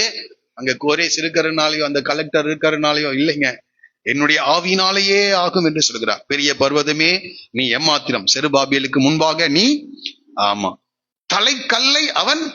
அப்படின்னா என்ன அர்த்தம்னா, அந்த பவுண்டேஷன் ஸ்டோன் போட்டுட்டாங்க, அஸ்திபார கல்லை போட்டுட்டாங்க. இப்ப தலைக்கல், அந்த வேலை முடியும் போது கடைசியான கல்லை வைக்கணும். பாருங்க, அஸ்திபாரம் போட்டு எழுப்பியாச்சு. அந்த வேலை முடியும் போதுதான் என்ன செய்வாங்க, இந்த கடைசி செங்கல் என்ன செய்வாங்க, வைப்பாங்க. இப்போ பாருங்க, அவர் சொல்றாரு, பெரிய பர்வதமே நீ எம்மாத்திரம், செருபாபேலுக்கு முன்பாக நீ சம பூமியாவாய், தலைக்கல்லை அவன் கொண்டு வருவான், தலைக்கல்லை கொண்டு வருவான். இந்த வேலை முடியும். அடுத்தது, அதற்கு கிருபை உண்டாவதாக, கிருபை உண்டாவதாக என்று ஆர்ப்பரிப்பார்கள் என்றார். அப்போ இது வேற ஒண்ணும் நல்ல இல்ல, இந்த கிருபையினாலதான். பெரிய பர்வதமா இருந்தாலும் சரி, செருபாபேலின் கைகள் அஸ்திபாரம் போட்டது. 9வது வசனம் பாருங்க, செருபாபேலின் கைகள் இந்த ஆலயத்துக்கு அஸ்திபாரம் போட்டது. அவன் கைகளே இதை. அவர் என்ன நினைப்பாரு, வரும்போதே வயசாயிருச்சு, எங்க இருந்து, பாபிலோன்ல இருந்து வரும்போது, எப்படியாவது இந்த ஆலயத்தை என்ன செஞ்சிடணும், கட்டிடணும்னு எல்லாம் 50,000 பேரை திரட்டி கொண்டு வந்தேன். இந்த கோரேசின் நாட்கள்லயே முடிச்சிடலாம்னு நினைச்சேன், ஆனா முடியல. இப்ப நாட்கள் போய்கொண்டே இருக்கிறது. எப்படி இந்த சிமியோன் என்ற மனுஷன், அவருக்கு ரொம்ப வயசாயிடுச்சு. பரிசுத்த ஆவியானவர் என்ன சொல்லியிருக்கிறார், கர்த்தராகிய கிறிஸ்துவை காணும் முன்னே நீ மறிக்க மாட்டா என்று சொல்லியிருக்கிறார். வயசாயிட்டே இருக்குது, எல்லாம் தளருது, வயது ரொம்ப ஆயிருச்சு. ஆனா இன்னும் கிறிஸ்து என்ன செய்யல, வெளிப்படல. அவருடைய கைகளை ஏந்தி அவரை ஆசீர்வதிக்கல, அல்லது உலகத்துக்கு அவரை குறித்து அறிவிக்கல. அவர் நினைச்சிருப்பாரு, ஒருவேளை நான் மரித்துருவேணும் அப்படின்னு, இந்த வார்த்தை நிறைவேறாமல் போய்விடுமோ, ஒருவேளை செருபாபேல் அப்படி நினைத்திருக்கலாம். இப்ப சொல்லுகிறார், செருபாபின் கைகள் இந்த ஆலயத்துக்கு அஸ்திபாரம் போட்டது, அவன் கைகளே இதை முடித்து தீர்க்கும், அதனால் சேனைகளின் கர்த்தர் என்னை உங்களிடத்திற்கு அனுப்பினார் என்று அறிவாய். சகரியா சொல்றார், அப்பா சகரியா, செருபாபேலே, உன் கைகள் தான் இந்த அஸ்திபாரம் போட்டுச்சு, உன் கைகளே என்ன செய்யாத, நிறைவேற்றி, உன்னுடைய நாட்களிலேயே அது நிறைவேறி முடியும். அப்படி முடிஞ்சதுன்னா சொல்லு, கர்த்தர் என்னை அனுப்பினார் என்பதற்கு அதுதான் அடையாளம் என்று. இவ்வளவு தைரியமான ஒரு வார்த்தை இல்ல, அதை சொல்றதுக்கு ஒரு தைரியம் என்ன செய்யணும், வேணும். இப்போ சகரியா அந்த தேவனுடைய ஆவினால் நடத்தப்பட்டு இந்த தீர்க்கதரிசன வார்த்தை தேவனிடத்திலிருந்து வந்தது என்பதை அவர் நன்றாய் உணர்ந்து ரொம்ப கான்பிடென்டா சொல்றார். அதனால கர்த்தர் என்னை அனுப்பினார் என்று நீ அறிந்து கொள்வாய் என்று ரொம்ப தெளிவா இங்க சொல்லுகிறார். இப்ப பாத்தீங்கன்னா கரெக்டா அந்த 16 வருடம் முடிக்கிற அந்த சூழ்நிலையிலே அந்த சூழ்நிலைகள் எல்லாம் மாறுகிறது, அரசாட்சி எல்லாம் மாறுகிறது. இப்போ அரசாங்கத்திலிருந்து உத்தரவு என்னதுன்னா வருதுன்னா, அந்த ஆலயத்தை அவர்கள் கட்டட்டும், அதுக்கு வேண்டிய எல்லா செலவுகளையும் எங்கிருந்து கொடுங்க, அரண்மனையிலிருந்து என்ன செய்யுங்க கொடுங்க, ராஜாவின் அரண்மனையிலிருந்து. அதற்கு வேண்டிய பலிகள், அதற்கு வேண்டிய உப்பு முதற்கொண்டு என்ன செய்யுங்க, எல்லாம் மரங்களா, அதற்கு தேவையான எல்லா காரியங்களையும் எங்கிருந்து கொடுங்க, அரண்மனையில் இருந்து கொடுங்க. ஆண்டவர் அதனால சொல்ல, செருபாவேலே பலத்தினாலும் அல்ல. செருபாவேல் நினைச்சிருக்கலாம், அன்றைக்கு தாவீது எல்லாவற்றையும் சவதரித்து வைத்திருந்தார், அதனால சாலமோன் எழுந்து கட்டினான். இன்றைக்கு ஒன்றுமே இல்லை என்று இந்த செருபாவேல் நினைத்திருக்க கூடும். ஆனால் காலங்கள் வரும்போது பொன்னும் பொருளும் எங்கிருந்து வருகிறது, எவன் உடைச்சானோ அவனே என்ன செய்கிறான். எந்த ராஜாக்கள் உடைத்தார்கள் அதை, ஆலயத்தை, இப்ப ராஜாக்களே என்ன செய்யறாங்க, கட்டுவதற்கான செலவை எல்லாம் கொடுக்கிறார். சொல்லுவோமா? என்னை கேட்கிறாருமே, நம்முடைய வாழ்க்கையில கூட நாம் தேவ திட்டத்தை நாம் நிறைவேற்ற நாம் கடந்து செல்லும் போது தடைகள் வரும். கொஞ்சம் வெயிட் பண்ணுங்க, தேவனுடைய நேரம் வரும்போது தடைகள் விலகுகிறதை நீங்கள் பார்ப்பீர்கள். இந்த காலைவேளை கர்த்தர் உன்னை பார்த்து சொல்லுகிறார், நீ தேவனுடைய திட்டத்தை நிறைவேற்ற நீ கடந்து செல்லும் போது தடைகள் வரும். என்னுடைய நாட்கள் இது நடந்துருமா, இல்ல அடுத்த சந்ததி தான் இது நடக்குமா, தெரியலையா ஆண்டவரே என்று யாராவது அழுது கொண்டிருப்பீர்கள் என்றால், உன் கைகள், உன் கண்கள் அதை பார்க்கும். Price the Lord. உன்னுடைய கைகளினாலேயே அந்த காரியங்களை கட்ட நிறைவேற்றி முடிக்கிற தேவனாயிருக்கிறார். வேற காலங்களிலே இந்த செருபாபேல் அழுது கொண்டிருந்திருக்கலாம். 16 வருடங்கள் தடை, ஒரு வருடம்னா பரவாயில்ல. ஆனா இந்த நேரங்கள்ல பரிசுத்தவான்களுக்கு இருக்க வேண்டிய காரியம் என்னன்னா நீடிய பொறுமை. அது எப்ப முடியும்னு தெரியாது. ஆனா கொஞ்சம் வசனத்தை ஆராய்ந்து பார்த்திருந்தா அவருக்கு என்ன செஞ்சிருக்கும், அவருக்கு தெரிஞ்சிருக்கும். செருபாபேலின் கோரேசின் நாட்கள்ல இது மட்டும்தான் போடப்படும், அஸ்திபாரம் மாத்திரம்தான். அதனால கர்த்தரோடு கூட நம்ம இணைந்து நடப்போம் என்றால் தேவனுடைய வழிநடத்தலை சரியாய் நாம் புரிந்து கொள்ள முடியும். அந்த நேரங்கள் வருகிற வரைக்கும் நம்மால் காத்திருக்க முடியும். தேவன் வெளிப்படுத்தின காரியங்களை கவனமாக நாம் கவனிப்போம் என்றால், அந்த வார்த்தைகளுக்கு சரியாக நாம் புரிந்து கொள்வோம் என்றால் தேவனுடைய வழிநடத்துதலை நாம் அறிந்து கொள்ள முடியும். ஒரு அல்லேலூயா சொல்லுவோமா? நான் சொன்னது புரிந்தவங்க எல்லாம் ஒரு அல்லேலூயா சொல்லுங்க. ஆமா, சாதாரண காரியம். இந்த நேரம் கரெக்டா வருது. செருபாபேலின் கைகளினாலே அஸ்திபாரம் போடப்பட்ட அதே ஆலயம் செருபாபேலின் கைகளினாலே கட்டி முடிக்கப்படுகிறது. அதனாலதான் சொல்றார், கர்த்தருடைய 7 கண்களும் செருபாபேலின் கையில் இருக்கிற தூக்கு நூலை எப்படி பார்க்குதான், சந்தோஷமாய் பார்க்குது. அப்படின்னா என்ன அர்த்தம்னா, இந்த ஆலயத்தை கட்டுகிற அந்த வேலையிலே அவன் செய்கிற ஒவ்வொரு வேலையையும் கர்த்தர் என்ன செய்கிறார், சந்தோஷமாய் பார்த்து கொண்டிருக்கிறார். தேவனுடைய திட்டத்தின்படி நம்ம கடந்து செல்லும் போது தேவன் சந்தோஷமாய் நம்மை பார்க்கிறார். தேவனுடைய திட்டத்துக்கு எதிராக கடந்து செல்லும் போது சொல்லுங்க எப்படி பார்ப்பாரு, கோபமாய் பார்ப்பார். நீ எழுந்து நினிவேக்கு போடான்னா எங்க போயிட்டாரு அவரு? ஆமா, அங்க போனா கப்பல் இருக்கிறது, பாக்கெட்ல காசு இருக்கு, நல்ல ஒரு டிக்கெட்டை வாங்கிட்டு போய் அங்கே கப்பல் அடித்தட்டுல போய் என்ன செஞ்சிட்டார், அன்றைக்கே பெர்த் எல்லாம் இருந்திருக்காட்டுருக்கு, பெர்த்ல போய் நல்லா யாரும் தெரியாது அப்படின்னு நினைச்சா கர்த்தர் கோபம் வந்துருச்சு அவருக்கு. சமுத்திரம் நடுக்கடலுக்கு போகிற வரைக்கும் என்ன செய்கிறார், ஆமே கர்த்தர் பெருங்காற்றை என்ன செய்கிறார், வர விடுகிறார். ஆகவே ஆமா, தேவ திட்டத்தை நாம் சரியாக புரிந்து கொண்டு தேவ திட்டத்தை சரியாக நிறைவேற்ற நாம் முன்னேறி செல்லும் போது சில தடைகள் வரும். அது தேவன் அனுமதித்த தடைகள் தான். அந்த காலங்கள் நிறைவேறும் போது கரெக்டா அந்த ராஜாக்களை எல்லாம் என்ன செய்கிறார், மாற்றுகிறவராக. நான் அடிக்கடி இதையெல்லாம் யோசிக்கும் போது, இந்த செஸ் போர்ட்ல இந்த செஸ் கேம் என்ன செய்வாங்க, விளையாடுவாங்க. விளையாடும் போது கரெக்டா நாம விளையாடும் போது ஒவ்வொரு சோல்ஜரா என்ன செய்யலாம், தூக்கலாம். அந்த இருக்கிற அந்த ஒவ்வொரு அந்த காயினை என்ன செய்யலாம், தூக்கலாம். கரெக்டா அந்த ராஜாவுக்கு என்ன செய்யலாம், செக் வைக்கலாம். அதே போலதான் நம்ம கேமை வின் பண்றதுக்கு சிலர் எல்லாம் என்ன செய்வார் ஆண்டவர், அரசாங்கத்தில் இருந்தாலும் சரி, எங்க இருந்தாலும் சரி, அந்த காரியம் நிறைவேறதற்கான தடைகளை தேவனே அகற்றுவார். பொறுமையா காத்துருங்க. நீங்களா ஒன்னும் கிரியை செய்ய வேண்டியதெல்லாம் அவசியம் இல்லை. தேவனுடைய முன்குறித்த நேரம் வரும்போது காரியங்களை கர்த்தர் செவ்வையாய் செய்து முடிக்கின்ற தேவனாய் இருக்கிறார். அதான் 7 கண்களும் செருபாபேலின் கையில் இருக்கிற தூக்கு நூலை எப்படி பார்க்கிறது, சந்தோஷமாய். ஏன்னா அவன் யார் திட்டத்தை நிறைவேற்றிட்டு இருக்கிறான், அதனாலதான் முதல்ல தேவ திட்டத்தை புரிந்து கொள்ளுங்க. இன்றைக்கு நாம திட்டத்தை நாமளா வகுத்து கொண்டு இருக்கிறோம். இன்றைக்கு அநேகர் அடிக்கடி என்னுடைய செய்திகளை சொல்லுகிற காரியம், என்னுடைய அனுபவத்திலிருந்து அதை உணர்ந்ததினால் நான் சொல்லுகிறேன், நீங்கள் தேவனுடைய திட்டத்தை அறிந்து கொள்ளுங்க. ஃபர்ஸ்ட் கர்த்தர் தமக்கு பயந்தவர்களுக்கு அவருடைய ரகசியங்களை என்ன செய்கிறார், வெளிப்படுத்துகிறார். அவர் தமது வழிகளை மோசேக்கும் தமது கிரியைகளை இஸ்ரவேல் ஜனங்களுக்கும் வெளிப்படுத்துகிற தேவனாய். மோசேக்கு வழிகள் தெரியும், நன்றாய் புரிந்து கொள். நீ ஒரு குடும்பத்தை நடத்துகிற தலைவனாய் இருந்தாலும் சரி, ஒரு நிறுவனத்தை நடத்துகிற நபர்களாக இருந்தாலும் சரி, எந்த காரியமா இருந்தாலும் சரி, மோசே தேவனுடைய வீட்டில் எங்கும் என்ன செய்தான்? உண்மை உள்ளவனா இருந்தான். ஒரு சிநேகிதனோடு பேசுகிறது போல கர்த்தர் மோசையோடு பேசினார். நாம மோசையா மாறணும். அதான் ரொம்ப மிக முக்கியம். கர்த்தருடைய திட்டத்தை நாம் புரிந்து கொள்வோம் என்றால் அந்த திட்டத்தை தேவன் நிறைவேற்றுகிறதை, அந்த காலங்கள் வரும்போது சூழ்நிலைகளை கர்த்தர் மாற்றுகிறதை நாம் பார்க்க முடியும். Price the Lord. என் வாழ்க்கை அநேக நேரங்கள் அதை நான் பார்த்திருக்கிறேன்.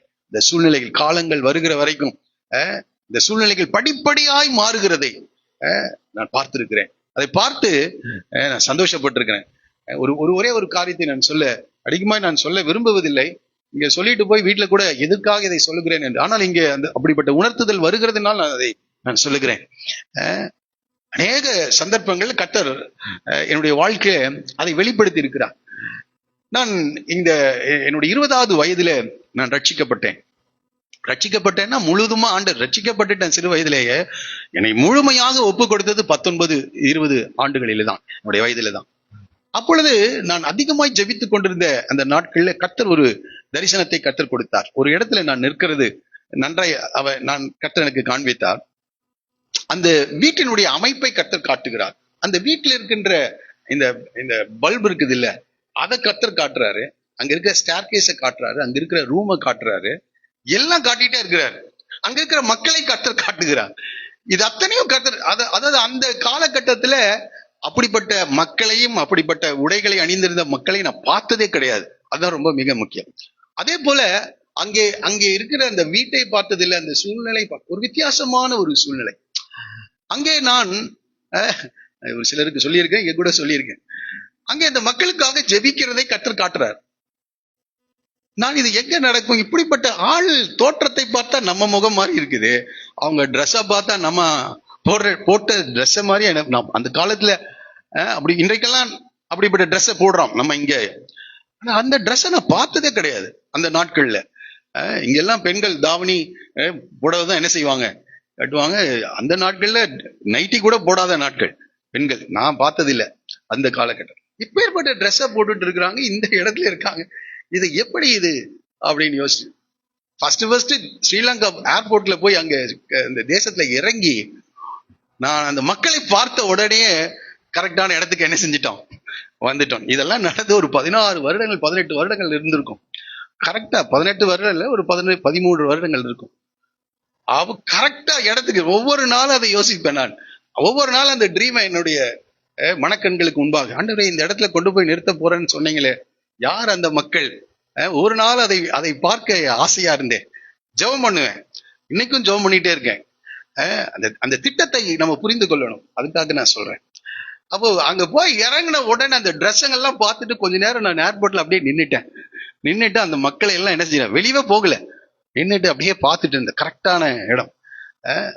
இதெல்லாம் வாய்ப்பே இல்லை என்னுடைய வாழ்க்கையில. பார்த்துட்டு இருந்தேன். அப்புறம் அந்த பிளேஸுக்கு வந்துட்டோன்னு தெரியுது. இப்போ எந்த பில்டிங்ல இது நடக்க போகுது, இன்னொரு ஒரு வருடம் என்ன, ஒரு 6 மாதம் அந்த இடத்துல என்ன செஞ்சிடறேன் நான். ஒவ்வொரு இடத்துக்கு போகும்போதும் இந்த பில்டிங்கா இருக்குமா, இந்த பில்டிங்கா இருக்குமா அப்படின்னு நான் பார்த்துட்டே இருந்தேன்.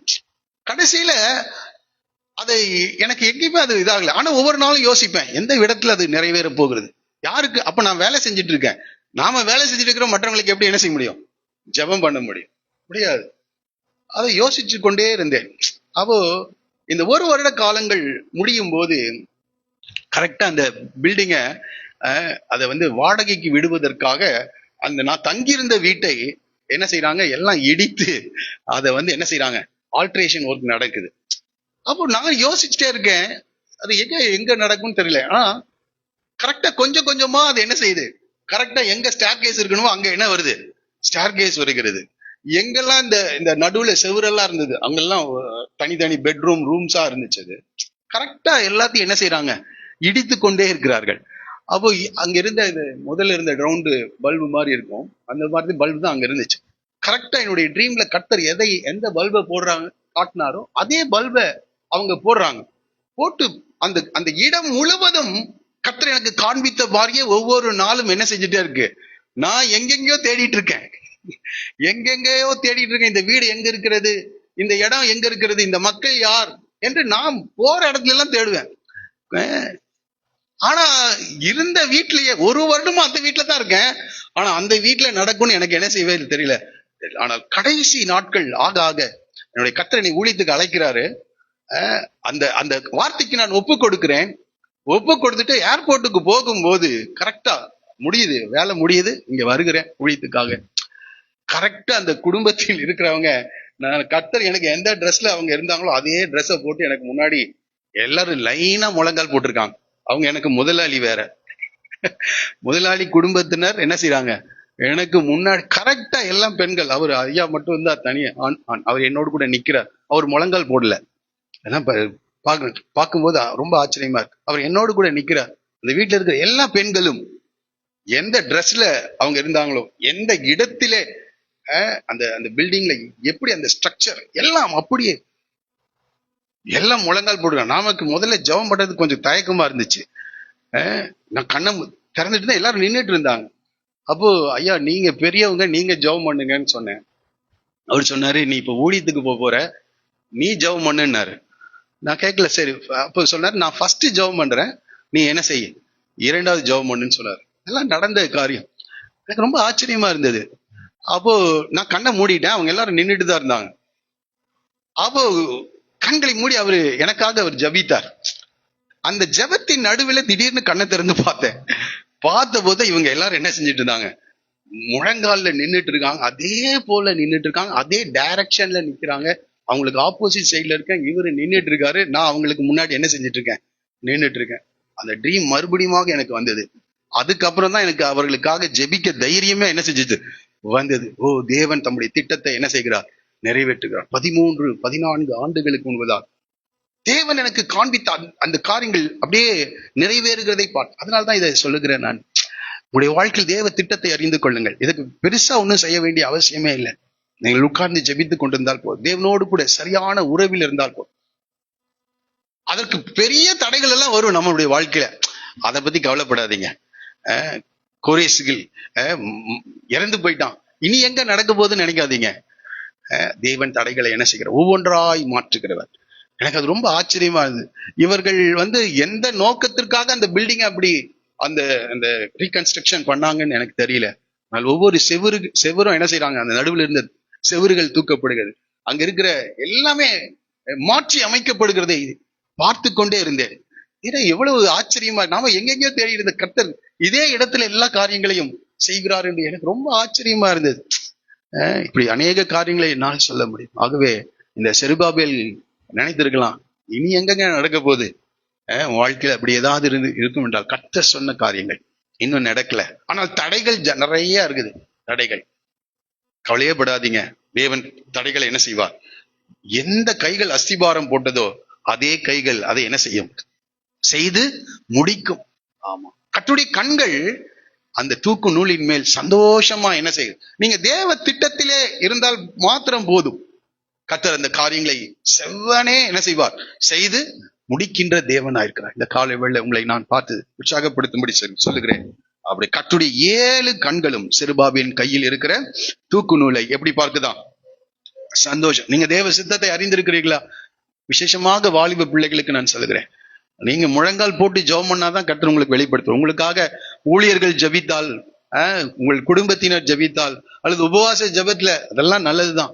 உங்களுக்காக எல்லாரும் ஜெபித்து கொண்டுதான் இருக்கிறோம். ஆனால் நீங்கள் தனியாக கர்த்தரை நோக்கி கூப்பிடும் போது கர்த்தர் காரியங்களை வெளிப்படுத்துவார். எவ்வளவு பேர் இது உணர்றீங்க? விசேஷமாய் பிள்ளைகளுக்காக நான் சொல்லுகிற காரியம். இதை நான் என்னுடைய வாலிப நாட்களிலிருந்து நான் அறிந்திருக்கிறதுனால் நான் உங்களுக்கு சொல்லுகிறேன். ஆமா, கர்த்தர் எல்லாருக்கும் தம்மை வெளிப்படுத்துகிற தேவனா இருக்கிறான். நாம தான் சேர்றது இல்லை ஆண்டவர்கிட்ட, நாம தான் விலகி போகிறோம், நாம தான் ரொம்ப தூரம் விலகி போகிறோம். நீங்கள் கர்த்தரை நோக்கி, என்னுடைய வாழ்க்கை குறித்ததான தேவ திட்டம் என்ன, என்னுடைய தொழிலை குறித்ததான தேவ திட்டம் என்ன, கேளுங்க ஆண்டவர்கிட்ட. பேசுவாரா? பேச மாட்டாரா? யாக்கோபை பற்றி சொல்ல வேண்டியது இருக்குது. அவனுடைய தொழிலை பற்றி கர்த்தர் பேசுகிறார். உங்களுடைய பிசினஸை பத்தி கர்த்தர் பேசுவார். நீங்க எங்க போகணும், நீங்க ஊழியம் செய்யணுமா, அதை குறித்து கர்த்தர் என்ன செய்வார், பேசுகிற தேவனா இருக்கிறார். நீங்கள் யாருக்காவது சுவிசேஷம் சொல்லணுமா, அதை குறித்து ஆண்டவர் என்ன செய்வார், வெளிப்படுத்துகிறது. அதுக்காக எல்லாத்தையுமே வெளிப்படுத்துவார்னு நான் சொல்ல மாட்டேன். பிரதர் ஆர் ஸ்டான்லி சொல்லும் போது 30% ஆண்டவர் என்ன செய்வாராம் ஒரு மனிதனுக்கு வெளியே. அப்ப எல்லாமே ஆண்டவர் சொல்லிட்டார் அப்படியும் இல்ல. ஒரு 30%, 20% தேவன் நமக்கு என்ன செய்யலாம், வெளிப்படுத்தலாம். அதுவும் கிருபைதான். அது ஜெபம் பண்றதுனாலவோ அல்ல, நம்ம என்னுடைய நீதியோ பக்தியோ அல்லது உபவாசமோ அல்லது மணிக்கணக்கா ஜெபம் பண்ணிட்டு அதெல்லாம் கிடையாது. இதுவும் ஆண்டவருடைய கிருபை நம்மை வழி நடத்துகிறது. ஆகவே இந்த காலை வேளை இந்த செருபாவில் தளர்ந்து போன நேரத்துல, சோர்ந்து போன நேரத்துல ஆண்டவர் சொல்கிறார், நீ தேவ திட்டத்தை நிறைவேற்றுகிறபடியால் நீ செய்கிற கிரியைகளை என்னுடைய கண்கள் சந்தோஷமாய் என்ன செய்கிறது, பார்க்கிறது. இந்த காலையில நான் சொல்லுகிற காரியம், சந்தோஷமா கர்த்தருடைய கண்கள் நம்மளை பார்க்குதா, எரிச்சல்ல பார்க்குதா? சில நேரங்கள்ல ஆண்டவருடைய கண்கள் எப்படி இருக்குது, ரொம்ப கோபமா இருக்குது. ஏன்னா ஆண்டவருக்கு விரோதமான காரியங்களை நாம் என்ன செய்யறோம், செய்கிறோம். ஆகவே யோனாவை போல நாம செயல்படக்கூடாது. தேவனுடைய திட்டத்தை அறிந்து அதற்கு நேர் எதிர் திசையில போனா கர்த்தருடைய கண்கள் சந்தோஷமா பார்க்காது, எப்படிதான் பார்க்கும், கோபமாக பார்க்கும். அடுத்ததாக ஒரு காரியத்தை பார்க்கலாம். யாத்திராகமத்தின் புஸ்தகம் 3ஆம் அதிகாரம் 7வது வசனத்திலிருந்து பார்க்கலாம். 7வது வசனத்திலிருந்து, யாத்திராகமம் 3:7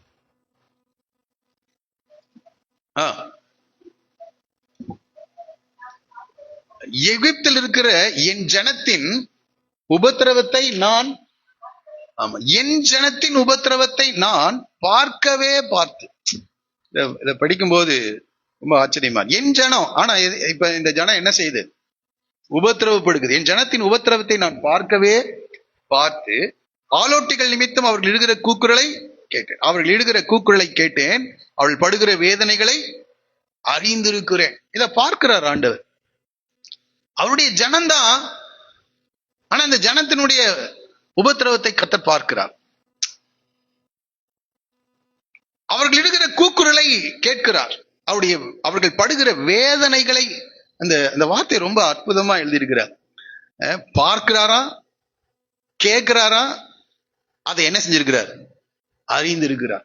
எவ்வளவு காலம்னா 400 வருடம். ஏன்னா ஆதியாகமம் 15:13 ஆபிரகாமுக்கு இதை ஏற்கனவே என்ன செஞ்சிட்டார், சொல்லிட்டார். 400 வருஷம் தங்களதல்லாத அந்நிய தேசத்திலே அவர்கள் உபத்திரவப்படுவார்கள். அதான் சொன்ன, ஆண்டவருடைய கண்கள் தூர காலத்து நடக்க போகிற சம்பவங்களை அப்படியே இப்போ நடக்கிறது போல என்ன செய்கிறார் ஆண்டவர் சொல்லுகிறார். மனிதர்களால் இது முடியாது. 15:13 தயவு செய்து வாசிங்க.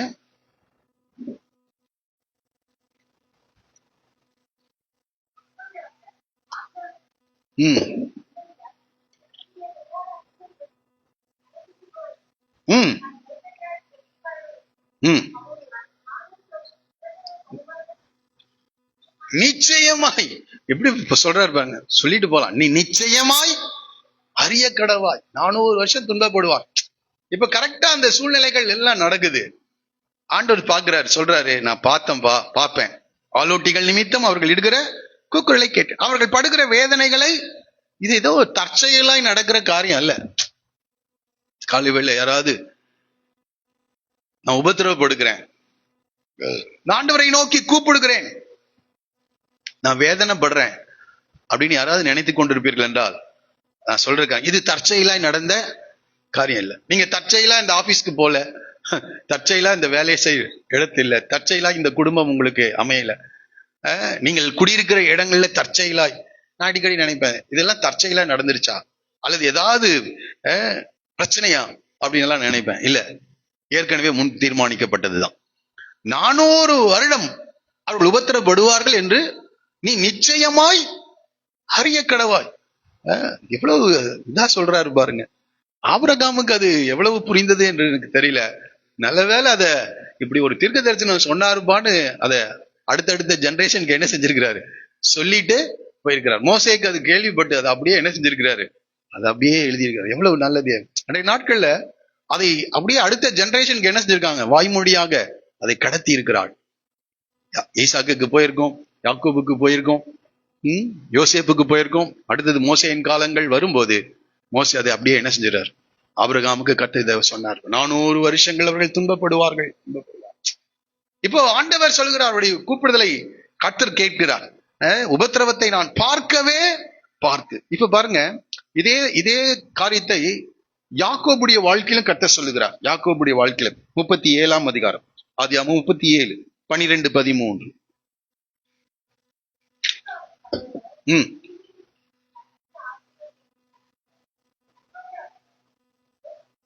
37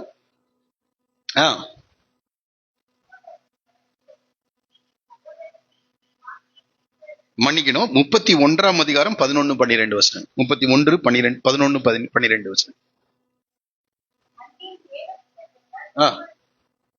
யாக்கோபே என்றார்.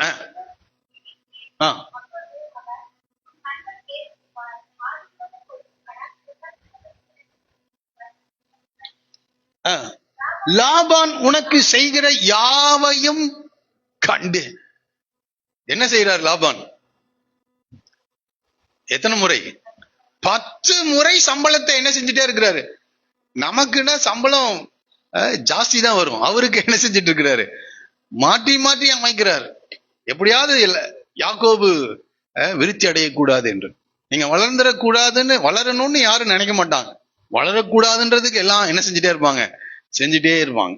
இந்த காலையில உன்னை பார்த்து சொல்லுகிறேன், அதை எல்லாத்தையும் நான் பார்த்துட்டு தான் இருக்கேன். அநியாயத்தை பார்க்கிறார்.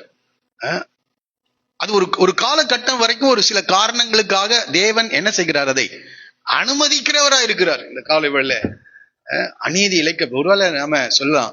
ஏசியா 44 இப்படி நம்ம படிக்கிறோம், வாசிக்கலாம் அந்த வசனத்தையும்.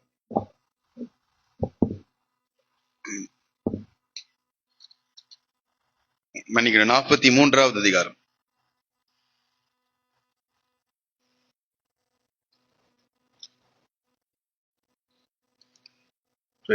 இருங்க நானே எடுத்துறேன்.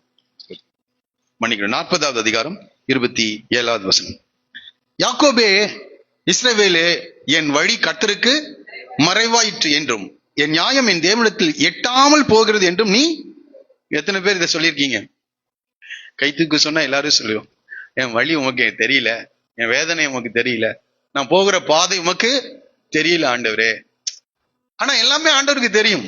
யாக்கோபே, இஸ்ரவேலே, என் வழி கர்த்தருக்கு மறைவாயிற்று என்று என் நியாயம் என் தேவனிடத்தில் எட்டாமல் போகிறது என்றும் நீ சொல்வானே. நம்ம சில நேரத்துல வேதனையினால சொல்றோம், நம்ம ஆண்டவரை சரியா புரிந்து வைக்காதனால, அறிந்திருக்காததுனால நம்ம அப்படி சொல்றோம். ஆனா லாபான் உனக்கு செய்கிறது எல்லாம் நான் என்ன செஞ்சுட்டு தான் இருக்கேன், பார்த்துட்டு தான் இருக்கேன். அப்போ லாபானுடைய வீட்டுல கர்த்தருடைய கண்கள் பார்த்துட்டு தான் இருக்குது. யாக்கோபு கிட்ட நான் அறிந்திருக்கிறேன், அவன் செய்யறதெல்லாம் அறிந்து. இப்ப நான் உங்களுக்கு சொல்றது என்னன்னா, உங்க ஆபீஸ்ல உங்களை யாராவது துன்பப்படுத்துறாங்களா, அதை கர்த்தர் பார்த்துட்டு தான் இருக்கிறார். உங்க வீட்டுல ஏதாவது நடக்குதா பிரச்சனைகள், அதை கர்த்தர் என்ன செஞ்சுட்டு தான் இருக்கார், பார்த்துட்டு தான் இருக்கார். ஆனா ஒரு காரணத்துக்காக அதையெல்லாம் என்ன செஞ்சுட்டு இருக்கிறார், அனுமதித்து கொண்டே இருக்கிறார். இப்ப ஆண்டவருடைய கண்கள் நம்மை பார்க்க 2 காரியம். நம்மையும் கர்த்தர் பார்க்கிறார், நமக்கு தீங்கு செய்கிறவர்களையும் கர்த்தர் என்ன செஞ்சுட்டா இருக்கார். அதான் நீதிமான்களையும் கர்த்தர் பார்க்கிறார், துன்மார்க்கரையும், எல்லாரையும் கர்த்தர் எவ்விடத்திலிருந்து கர்த்தர் என்ன செஞ்சுட்டே இருக்கிறார், பார்த்து கொண்டே இருக்கிறார். கர்த்தருடைய கண்கள் எவ்விடத்திலும் இருந்து நல்லோரையும் தீயோரையும் பார்க்கிறார். உனக்கு என்னென்னலாம் செஞ்சிட்டு இருக்காங்க அப்படின்றத கர்த்தர் அவர் பார்த்து கொண்டே இருக்கிறார். அந்த எகிப்து தேசத்துல 400 வருஷம் துன்பப்படுவார்கள். இஸ்ரவேல் ஜனங்கள் நினைச்சிருக்கலாம், என்ன ஆண்டவரை நோக்கி கூப்பிடுறோம், அவருக்கு தெரியாம வந்துட்டோமா இந்த தேசத்துக்கு என்று அவங்க ஒருவேளை நினைச்சிருக்கலாம். யோசேப்பின் நாட்கள்ல யாக்கோபு தவறான டிசிஷன் என்ன செஞ்சிருக்கிறாரு, எடுத்திருக்கிறார். பஞ்சத்து நிமித்தம் இந்த தேசத்துக்கு நம்மளை கூட்டிட்டு வந்துட்டாரு அப்படின்னு அவங்க முற்பிதாக்களை அவங்க நினைச்சிருக்கலாம். ஆனா அதெல்லாம் தவறுதலாய் என்ன செய்யல, அது நடக்கல. நாம அப்படி நினைக்கிறோம், ஆனால் அது தவறுதலாய் நடக்கல. ஒரு வசனத்தை வாசிக்கலாம். 102ஆம் சங்கீதம் 19 20 வசனங்கள். 102ஆம் சங்கீதம் 19 20 வசனங்கள். கேட்கவும்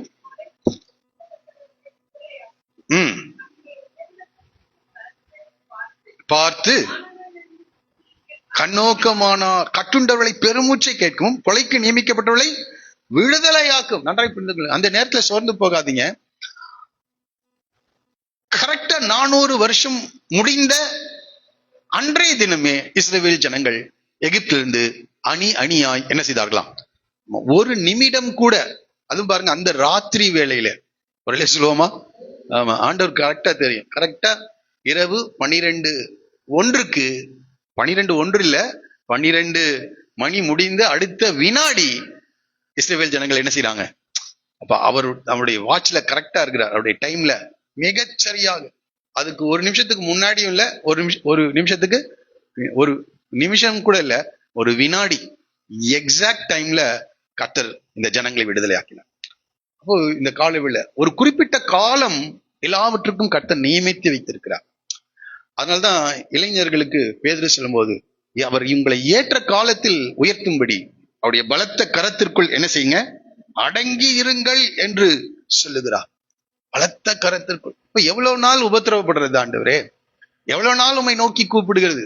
அது தேவன் அந்த டைம் டேபிள நிர்ணயிக்கிறதுக்கு மனிதர்கள் கையில என்ன செய்யல, கொடுக்கல. யார் கையில கொடுத்திருக்கிறார்? யார் இதை வச்சிருக்கா? தேவன் தான் வச்சிருக்கிறார். அந்த காலங்கள் சமயங்களை எல்லாம் மாற்றி அமைக்கிறார். காலங்களையும் சமயங்களையும் ஆண்டவர் என்ன செய்கிறாராம்? மாற்றுகிறார். ராஜாக்களை தள்ளி ராஜாக்களை ஆண்டவர் ஏற்படுத்துகிறார். யோசேப்பை அறியாத ஒரு ராஜா தோன்றுவதும் தேவனுடைய திட்டம். அப்பதான் இஸ்ரவேல் ஜனங்கள் என்ன செய்வாங்க? உபத்திரவப்படுவார்கள். இந்த உபத்திரவம் எதற்காக என்றால், இஸ்ரவேல் ஜனங்கள் பெருக வேண்டும். ஆமா, அவங்க என்ன செய்யணும்? இந்த தேசத்தை என்ன செஞ்சாகணும்? நிரப்ப வேண்டும். அது தேவனுடைய திட்டம். நான் என்னுடைய புரிதலின் அடிப்படையிலே இந்த உபத்திரவங்கள் தான் ஒரு மனிதனுடைய அறிவை வளர்ச்சி செய்கிறது, அவனுடைய இருதயத்தை செம்மைப்படுத்துகிறதாக இருக்கிறது. இப்படி நம்ம பிரசங்கம் பண்ணுவதனால், அந்த பிரசங்கத்தை கேட்பதினால், வேதத்தை வாசிப்பதினால், வேதத்தை மற்றவர்கள் போதிப்பதினால் ஒரு அளவுக்கு தான் நம்ம கற்றுக்கொள்ள முடியும். இது என்னுடைய சொந்த அனுபவம். நீங்கள் எடுத்துக்கொண்டாலும் சரி, எடுத்துக்கொள்ளாவிட்டாலும் சரி, அதுல எல்லாமே நடந்துடாது. அதனாலதான் சங்கீதக்காரன் சொல்கிறார், நான் உபத்திரவப்பட்டது நல்லது, அதனால் உங்களுடைய பிரமாணங்களை நான் என்ன செய்கிறேன்? கற்றுக்கொள்கிறேன். ஆமா, அந்த உபத்திரவம் தான். இன்னொரு வசனத்தை சொல்றேன், நான் சாந்தமும் மனத்தாழ்மையுமா இருக்கிறேன், என் நுகத்தை ஏற்றுக்கொண்டு என்னிடத்தில் என்ன செய்யுங்கள். இந்த நுகம் பூட்டப்படாமல் நாம ஆண்டவர்கிட்ட என்ன செய்யவே முடியாது, கற்றுக்கொள்ள முடியாது. சாதாரணமா கேட்கலாம். இன்றைக்கு கேட்கிற இந்த காரியங்கள் ஒருவேளை உங்களுக்கு விளங்காமலும் இருக்கலாம். ஆனால் இந்த உபத்திரவத்துக்குள்ளாக நாம் கடந்து செல்லும் போது ரொம்ப நல்லா விளங்கும் வசனம். இன்னைக்கு நீ வேத வாசிக்காமல் இருக்கலாம், வேத வாசிக்கணும்னு தெரியும், வாரந்தோறும் சொல்றத நீங்க கேட்டுட்டே இருக்கலாம், இன்றைக்கு வாசிக்காமல் இருக்கலாம். ஆனால் ஒரு நாள் வரும், நான் சிலருக்கு தீர்க்க தரிசனமாக இந்த காலவெளியில் இங்கிருந்து நான் சொல்லுகிறேன், ஒரு நாள் வரும், ஒரு நாள் வரும், ஆசையாய் நீங்கள் எடுத்து வாசிப்பீர்கள். ஆமா, இத ஒரு நடத்துதலோடு நான் சொல்லுகிறேன். இன்றைக்கு நீ அதை அநேக தடவை கர்த்தனோடு கூட பேசியும் நீ இன்றைக்கு ஜெபிக்காமல் இருக்கிறாய், இன்னைக்கு வாசிக்காமல் இருக்கிறாய், தேவனை தேட வேண்டிய பிரகாரம் தேடாமல் இருக்கிறாய். ஆனால் ஆண்டவர் உன்னை விட மாட்டாரு, கரெக்டா பிடிக்க வேண்டிய இடத்துல பிடிப்பாரு. அப்போ நீ ஆசையாய் கர்த்தரை தேட போகிறாய், நீ ஆசையாய் தேவனுடைய வார்த்தையை வாசிக்க போகிறாய். ஆமா, அது பனிஷ்மெண்ட் இல்ல, உன்னை கொண்டு வருவதற்காக. ஆமா, இந்த நாளை மறந்து விடாதீர்கள். நான் ஒரு நடத்துதலோடு கூட இந்த வார்த்தையை பேசிக் கொண்டிருக்கிறேன். அதுக்காக இப்போ பரவாயில்ல, அது வரைக்கும் நான் இப்படி இருக்கேன்னு நினைக்காத. சொல்ல எப்படி சொல்றதுன்னு எனக்கு தெரியல. இன்றைக்கே மனம் திரும்ப என்று சொல்லுகிறேன். இன்றைக்கே மனம் திரும்ப, நீங்களாக கர்த்தரை தேடுங்கள். ஆமா, நீயா கர்த்தர தேவனுடைய வார்த்தையை வாசி, நீயா கர்த்தர இடத்துல முழங்கால் போட்டி ஜெபம் பண்ணு, நீயா அதிகாலையில கர்த்தரை தேடு. அநேக முறை கர்த்தர் நம்மோடு கூட பேசுகிறார். அந்த உபத்திரவப்படுகிற நாட்கள்ல இன்னும் நமக்கு வசனம் என்ன செய்யும், விளங்கும். என்னுடைய அனுபவத்துல இருந்து ஒண்ணு சொல்லணும்னா, என்னுடைய சுவாபமே ஒரு இடத்துல ஒரு 2 நிமிஷம் என்ன செய்ய மாட்டேன், உட்கார மாட்டேன். என்னுடைய சிறு வயதுல இருந்து நான் அப்படிதான் வளர்ந்தேன். ஒரு 2 நிமிஷம் ஒரு இடத்துல என்னை பாருங்க, இந்த பிள்ளைங்களாம் ரொம்ப இவங்களெல்லாம் பார்க்கும்போது எனக்கு ஒரு சந்தோஷம் தான். எங்க சர்ச்சில் ஆனாலும் சரி, எங்கனாலும் 2 நிமிஷம் ஒரு இடத்துல என்ன செய்ய முடியாது, உட்கார முடியாது. ஆனால் உபத்திரவங்கள் பல மணி நேரங்கள் ஒரே இடத்துல உட்கார கர்த்தர் என்ன செய்தார், உருவாக்கினார். ஆமா, ஒரு 2 நிமிஷத்துக்கு மேல ஒண்ணு படிக்க முடியாது, இப்படிதான் இருந்தேன். ஆனால் இந்த உபத்திரவங்கள் என்ன செஞ்சுச்சுன்னா பல மணி நேரங்கள், ஆமா, இரவு முழுவதும் என்னால் உட்கார்ந்து தேவனுடைய வார்த்தையை வாசிக்க முடியும். ஒரு சொல்லுவோங்க, சாதாரண காரியம். ஆமா, இரவு முழுவதும் யூடியூபை பார்க்க சொன்னா பார்க்கலாம், இரவு முழுவதும் டிவி, இரவு முழுவதும் பேச, ஆனா இரவு முழுவதும் தேவனுடைய வார்த்தையை தியானிக்க, இரவு முழுவதும் அதை ஆராய்ச்சி செய்ய, அது இப்படி இருக்குதா அப்படின்னு ஆராய்ந்து பார்க்க கர்த்தர் நீ உருவாக்குனது இடம் என்னன்னா உபத்திரவம் தான், பாடுகள் தான். ஆமா, அதனால்தான் நான் சொல்றேன், இன்றைக்கே நீங்க வந்துருங்க ஆண்டவர்கிட்ட. உபத்திரவம் வந்துதான் வரணும்னு எல்லாம் இல்ல. சில நேரங்கள் சில காலங்கள் நம்ம இன்னும் உருவாக்க, அது மாத்திரம் இல்லை, இன்னொரு காரியத்துக்கு கூட மற்றவர்களுடைய வேதனையை உணரணும்னா சில பாடுகள் வழியாக தான் நம்ம என்ன செய்யணும், போனாதான் மற்றவர்களுடைய வேதனையை நம்மால் என்ன செய்ய முடியும், மற்றவருடைய சூழ்நிலைகளை புரிந்து கொள்ள முடியும். இங்கிருந்து எல்லாத்துக்கும் நியாய தீர்ப்பு சொல்லலாம் மற்றவர்களை பார்த்து, ஆனால் அவர்கள் செல்லுகிற பாதையை நம்மால் எப்போ உணர முடியும்னா, பிரசவ வேதனை என்றால் என்னன்னு இங்கிருந்து பேசலாம் நல்லா, ஆனா அதை அனுபவிச்சவங்களுக்கு தான் தெரியும் அது எப்பேற்பட்ட வேதனை. ஏற்றுக்கொள்வீர்கள் நினைக்கிறேன். சில காரியங்களை ஈஸியா அடுத்த ஆலோசனை சொல்லிடலாம், அதை ஜட்ஜ் பண்ணிடலாம், ஈஸியா சுலபமா ஜட்ஜ் பண்ணலாம், நியாய தீர்ப்பு சொல்லலாம், அப்படிங்க இப்படிங்க. ஆனா நாம அந்த வழியிலே அந்த பாதையிலே நடக்கும் போது மாத்திரமே மற்றவருடைய வேதனையை நாம் என்ன செய்ய முடியும், உணர முடியும். ஆகவே சில நேரங்களிலே கர்த்தர் நம்மை இது படிப்பதினால் வராது, அனுபவத்தினால மாத்திரம், அந்த வேதனையை உணர்ந்தால் மாத்திரமே நாம் மற்றவர்களுக்கு பிரயோஜனமாய் மாற முடியும். ஆகவே கர்த்தர் சில நேரங்களிலே இந்த உபத்திரவங்களை நம்முடைய வாழ்க்கையில் என்ன செய்கிறார், அனுமதிக்கிறார். காலை வேளை இதை போகணும்னு நான் சொல்ல விரும்பல, தயவுசெய்து என்னை புரிந்து கொள்ளாதீங்க, ஏதோ ஒரு உணர்த்துதல்ல நான் அதை சொன்னேன். உண்மையாகவே இதை லீட் பண்ணதுனால நான் சொன்னேன். தயவுசெய்து மனம் திரும்பும்படி கேட்கிறேன். வசனத்தை வாசிங்க, வசனத்தை ஆசையா வாசிங்க, அதுக்கு நேரம் செலவு செய்யுங்க. ஆமா, கர்த்தருடைய சமூகத்தில் நீங்க காத்திருக்கணும்னு தேவன் எதிர்பார்க்கிறார். விசேஷமாய் வாலிப பிள்ளைகளுக்கு நான் சொல்லுகிறேன், ஆண்டவரை நம்ம தேட வேண்டிய நேரத்துல அதிகாலமே நம்ம தேடணும். ஃபர்ஸ்ட் கர்த்தருக்கு, ஃபர்ஸ்ட் வேலைக்கு முக்கியத்துவம் கொடுக்காதீங்க. ஆமா, நன்மையும் கிருபையும் என்னை தொடரணும், நீங்கள் கர்த்தரை தொடர வேண்டும். கர்த்தர் என் மெய்ப்பராய் இருக்கிறார், அவரை நீங்க பின்பற்றீங்கன்னா எல்லாம் தானா வரும். நீங்க என்ன நினைக்கிறீங்க, ஆமா நாம இதெல்லாம் சரியா செய்தாதான் இதெல்லாம் தானா வரும்னு? இல்லவே இல்லை, இல்லவே இல்லை. நீங்க சரியா செய்யும் போது இந்த இயற்கை எல்லாம் நமக்கு சாதகமா மாறும், மனிதர்கள் எல்லாம் சாதகமா மாறுவாங்க, எதிர்க்கிற மனிதர்கள் கூட என்னவா மாறுவாங்க, சாதகமா மாறுவாங்க. ஆனா நீங்க கர்த்தரை பின்தொடரணும். இந்த காலை வேளையில உங்களை ஆண்டவருக்கு ஒப்பு கொடுங்க. 400 வருஷத்துக்கு முன்னாடி ஆபிரகாம் கிட்ட சொல்றாரு, 400 வருஷத்துக்கு முன்புதான் அவங்க உபத்திரவப்படுவாங்க, ஆனா மிகச்சரியாக அந்த உபத்திரவம் நீங்குகிறது. அந்த 400 வருடம் என்னன்னா, இந்த யாக்கோபின் குடும்பத்தார் எகிப்து தேசத்துல எங்கும் நிறைந்திருந்தார்களாம். அதுபோல இந்த உபத்திரவப்படுகிற காலங்களே நம்மை ஆண்டவர் இன்னும் கற்றுக்கொள்ள உதவி செய்வார். ஆண்டவருடைய வார்த்தைகள் ஆனாலும் சரி, மனிதர்களை ஆனாலும் சரி, இந்த சூழ்நிலைகளை எப்படி ஹேண்டில் பண்ற அதை ஆனாலும் சரி, மற்றவருடைய வேதனைகளை ஆனாலும் சரி, எதெல்லாம் கற்றுக் கொடுக்கணுமோ அதான் ஆண்டவர் சொல்கிறார். வருத்தப்பட்டு பாரம் சொல்லி நீங்கள் எல்லாரும் என்னிடத்தில் வாருங்கள், நான் உங்களுக்கு இளைப்பாறுதலை என் நுகத்தை உங்கள் மேல் ஏற்றுக்கொண்டு என்னிடத்தில் கற்றுக்கொள்ளுங்கள் என்று சொல்ல. ஆண்டவர் கற்றுக் கொடுக்கிறவரா இருப்பார், அங்கெங்கேயும் போக முடியாது. காலை வேளை ஆண்டவர் கற்றுக் கொடுக்கிறவரா இருக்கிறார். 400 வருஷம் இந்த இஸ்ரவேல் ஜனங்கள் மிகுதியாய் பலத்து போனார்கள். அவங்க சரீரத்துல பலன் இருந்துச்சு, அது எண்ணிக்கையில அவர்கள் விருத்தி அடைந்தார்கள். இந்த காலை வேளை நம்முடைய பாடுகளை, நமக்கு நேரிடுகிற அநியாயங்களை கர்த்தர் என்ன செய்கிறார், பார்க்கிறார். இந்த யாக்கோபு குறித்து உன்னோடு சொல்ல, அங்க இன்ஜஸ்டிஸ், அநீதி இழைக்கப்படுகிறது யாக்கோபுக்கு, ஆனா யாக்கோபு வளர்ந்து கொண்டிருக்கிறார். ஒரு எழுசுவமா, உங்களுக்கு அநீதி இழைக்கப்படலாம், ஆனால் நீங்கள் என்ன செய்வீங்க, அவங்க எதுக்காக அநீதி இழைக்கிறார்கள் என்றால் இவன் என்ன செய்யக்கூடாது, வளரக்கூடாது. லாபான் தான் அந்த தேசத்துல பெரிய மனுஷனா இருக்கணும், அவனுடைய ஆடுகள் தான் பெருகி இருக்கணும், அதுக்காக தான் அவர்கள் அநீதி இழைக்கிறார்கள். அதனாலதான் சம்பளத்தை என்ன செய்யறாங்க, மாத்துறாங்க. யார் அநீதி இழைக்கிறார்களோ அதே இடத்திலே யாக்கோபு வளர்ந்து கொண்டிருக்கிறான். அதான் நான் சொல்றேன், ஆசீர்வாதம் மனிதர் இடத்துல இருந்து அல்ல. அதனால்தான் யாக்கோபு 1ஆம் அதிகாரத்துல நம்ம படிக்கிறோம், 7வது வசனம் நினைக்கிறேன், வாசிங்க 1:7. நன்மையான எந்த ஈவும் பூரணமான எந்த வரமும் பரத்திலிருந்து உண்டாகி பிதாவிடத்திலிருந்து இறங்கி வருகிறது. நன்றாய் புரிந்து கொள்ளுங்க. இங்க இருந்து வருது, முதலாளி சம்பளம் கொடுக்குறாரு அப்படின்னு நினைச்சிடாதீங்க.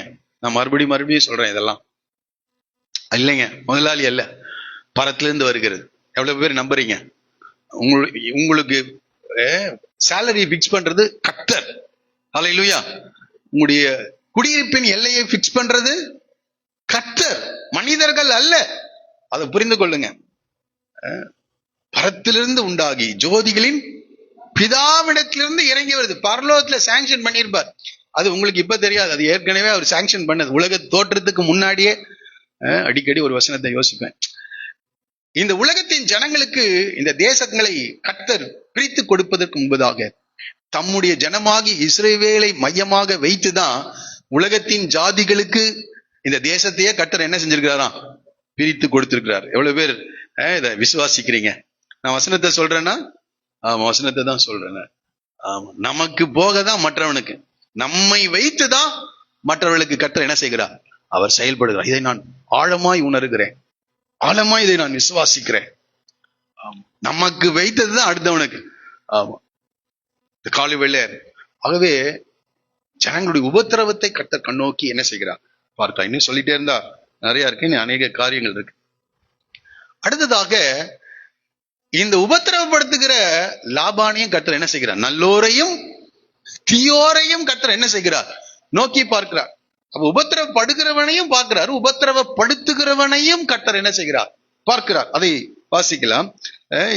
ஆதியாகமத்தின் புஸ்தகம் 6ஆம் அதிகாரம் 5 to 7 வரைக்கும்.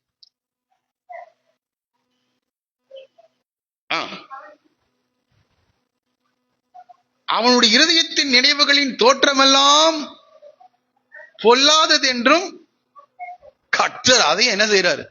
ஆமா, துன்மார்க்கனையும் கர்த்தர் நோக்கி பார்த்துட்டே இருக்கிறார். நல்லோரையும் தீயோரையும் அவருடைய கண்கள் என்ன செய்கிறது? நோக்கி பார்த்து கொண்டு இருக்கிறது. ஆதியாகமம் 6 நோவாவின்கோ கர்த்தருடைய கண்களுக்கு கிருபை கிடைத்தது. அங்க இருக்கிற துன்மார்க்கரையும் கர்த்தர் என்ன செய்தார்? அவருடைய இருதயத்தின் நினைவுகளின் தோற்றமெல்லாம் நித்தமும் பொல்லாததே என்றும் கர்த்தர் கண்டு ஒரு காலம் வரைக்கும் பார்த்துட்டே இருக்கிறாரு. மனம் திரும்புவதற்கு வாய்ப்புகளை கொடுத்து கொண்டே இருக்கிறாரு, கொடுத்து கொண்டே இருக்கு. ஆனா அவங்க என்ன செய்யல? மனம் திரும்பவே இல்லை, மனம் திரும்பவே இல்லை, மனம் திரும்பவே. அப்புறமேல் ஆண்டவர் சொல்றார், நோவாவை பார்த்து சொல்றார், இனி என்னுடைய ஆவி மனிதர்களோடு கூட என்ன செய்யாது? போராடுவதில்லை. அவர்கள் இருக்க போகிற நாட்கள் 120 வருடம் தான் என்று சொல்கிறார். 120 வருடம் தான் அவங்க இருக்க போகுது. அங்கே நேரத்தை குறிக்கின்றார் ஆண்டவர்.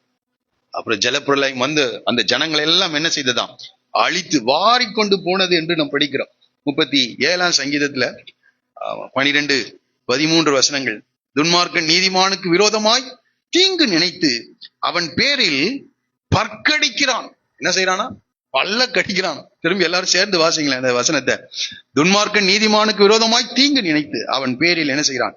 பற்கடி. ஆண்டவர் அவனை பார்த்து நகைக்கிறார். அவனுடைய நாள் வருகிறது என்று காண்கிறார். கரெக்டா அவன் லாபான் இந்த தீங்கெல்லாம் செய்யும் போது பார்த்துட்டே தான் இருக்கிறார். அவருடைய நாள் வருகிறது என்று என்ன செய்கிறார்? அவ பாருங்க, இந்த ஆலயம் கட்டப்படும் போதும் தடை செய்கிற அநேகர் இருக்கிறாங்க. இந்த தடை செய்கிறவர்கள் எல்லாம் பார்த்துட்டு தான் இருக்கிறார். ஆமா, அவருடைய நாள் வருகிறது என்று காண்கிறார் என்று சொல்லுகிறது. சிறுமையும் எளிமையுமானவனை மடிவிக்கவும் செம்மை மார்க்கத்தாரை வில பண்ணவும் துன்மார்க்கர் பட்டயத்தை உருவி தங்கள் வில்லை நாணேற்று, ஆனாலும் அவர்கள் பட்டயம் அவர்களுடைய இருதயத்திற்குள் உருவிப்போம், அவர்கள் வில்லுகள் முறியும் என்று. அவங்க பட்டயம் அவங்களையே குத்தும். நீதிமான் இக்கட்டி நின்று விடுவிக்கப்படுவான். அந்த இடத்துக்கு யார் வருவாங்களாம்? துன்மார்க்கர் வருவார். வேதத்தில் அநேக உதாரணங்களை சொல்ல முடியும். நீதிமான் இக்கட்டிலிருந்து விடுவிக்கப்படுவான். இவன் எல்லாம் பட்டயத்தை எல்லாம் கருக்காக்குவான். பட்டயம்னா பட்டயத்தை மாட்டும் இல்ல, வில்லு மாத்திரம் இல்ல, தூக்கு மரத்தை கூட அவன் என்ன செய்வான்? உருவாக்குவான். நமக்கு தெரியும், மொர்தெகாய்க்காக ஆமான் என்ன செய்தான்?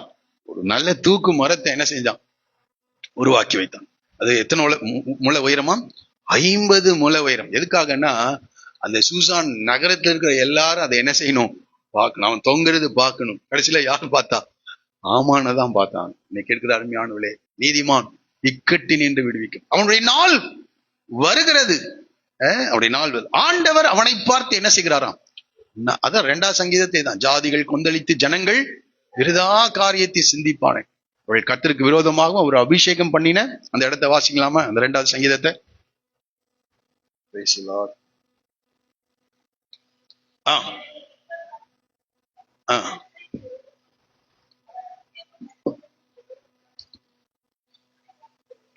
ம் ம் அவர்களை கட்டுகளை அறுத்து நம்மை விட்டு எரிந்து போடுவோம் என்கிறார். பரலோகத்தில் விட்டு இருக்கிறவர் அவருக்கு ஒரு பெரிய ஜோக். நம்ம பண்ற வேலையெல்லாம் பட்டயத்தை உருவி அவனை கொன்னுருவான், அவன் ஆலயத்தை கட்ட முடியாது, இதோட அவன் அழிஞ்சிருவான், அப்படி இப்படின்னு பல காரியங்கள் அவங்க செய்யறாங்க. அப்படி பேசும்போது ஆண்டவர் என்ன செய்யறாராம்? நகைக்கிறார். அவர்களை இகழுவார். அப்பொழுது அவர் தமது கோபத்தோடே, பாருங்க, அவருக்கு சிரிக்கிறாரு, அதுக்கப்புறம் எப்படி எந்திரிக்கிறார் பாருங்க, கோபத்தோடே அவர்களோட பேசி தமது உக்கிரத்திலே அவர்களை கலங்க பண்ணுகிறார். ஆண்டவர் தமது திட்டத்தை நிறைவேற்ற முடியும். அதுதான் அவர் தேவன். அதுக்குதான் அவர் ஆராதிக்க வந்திருக்கிறோம். ஆமா, அவருக்கு தான் நன்றி சொல்ல வந்திருக்கிறோம். ரொம்ப அற்புதமான ஒரு ஆண்டவர். அப்ப இங்க நாம் படிக்கிற காரியம் என்னன்னா, அவர் தீயோரையும் நோக்கி பார்க்கிறார், சந்தர்ப்பங்களை கொடுக்கிறார், வாய்ப்புகளை கொடுக்கிறார். அந்த வாய்ப்புகளை நம்ம தவற விடக்கூடாது. ஆனா தவற விட்டோம் என்றால் அவர் தமது பட்டயத்தை என்ன செய்கிறாராம்? கருக்காக்குகிறார். ஆகவே நமக்கு விரோதமாய் பேசுகிறவர்கள், செயல்படுகிறவர்கள், அதை குறித்து நீங்கள் கவலைப்பட வேண்டாம். நாம செய்ய வேண்டியதெல்லாம் அவளை ஆசீர்வதித்து ஜெபிப்பது மாத்திரம், அவளை மனம் திருப்பும்படியாக ஆண்டவரை நோக்கி கூப்பிடுவது மாத்திரம்தான். தேவன் அந்த காரியத்தை கையில் எடுப்பார். ஆகவே இன்னொரு வசனத்தை கூட நம்ம வாசிக்கலாம். 1 சாமுவேலின் புத்தகம் 22ஆம் அதிகாரம் 28வது வசனம். 1 சாமுவேல் 22:28 வாசிங்க.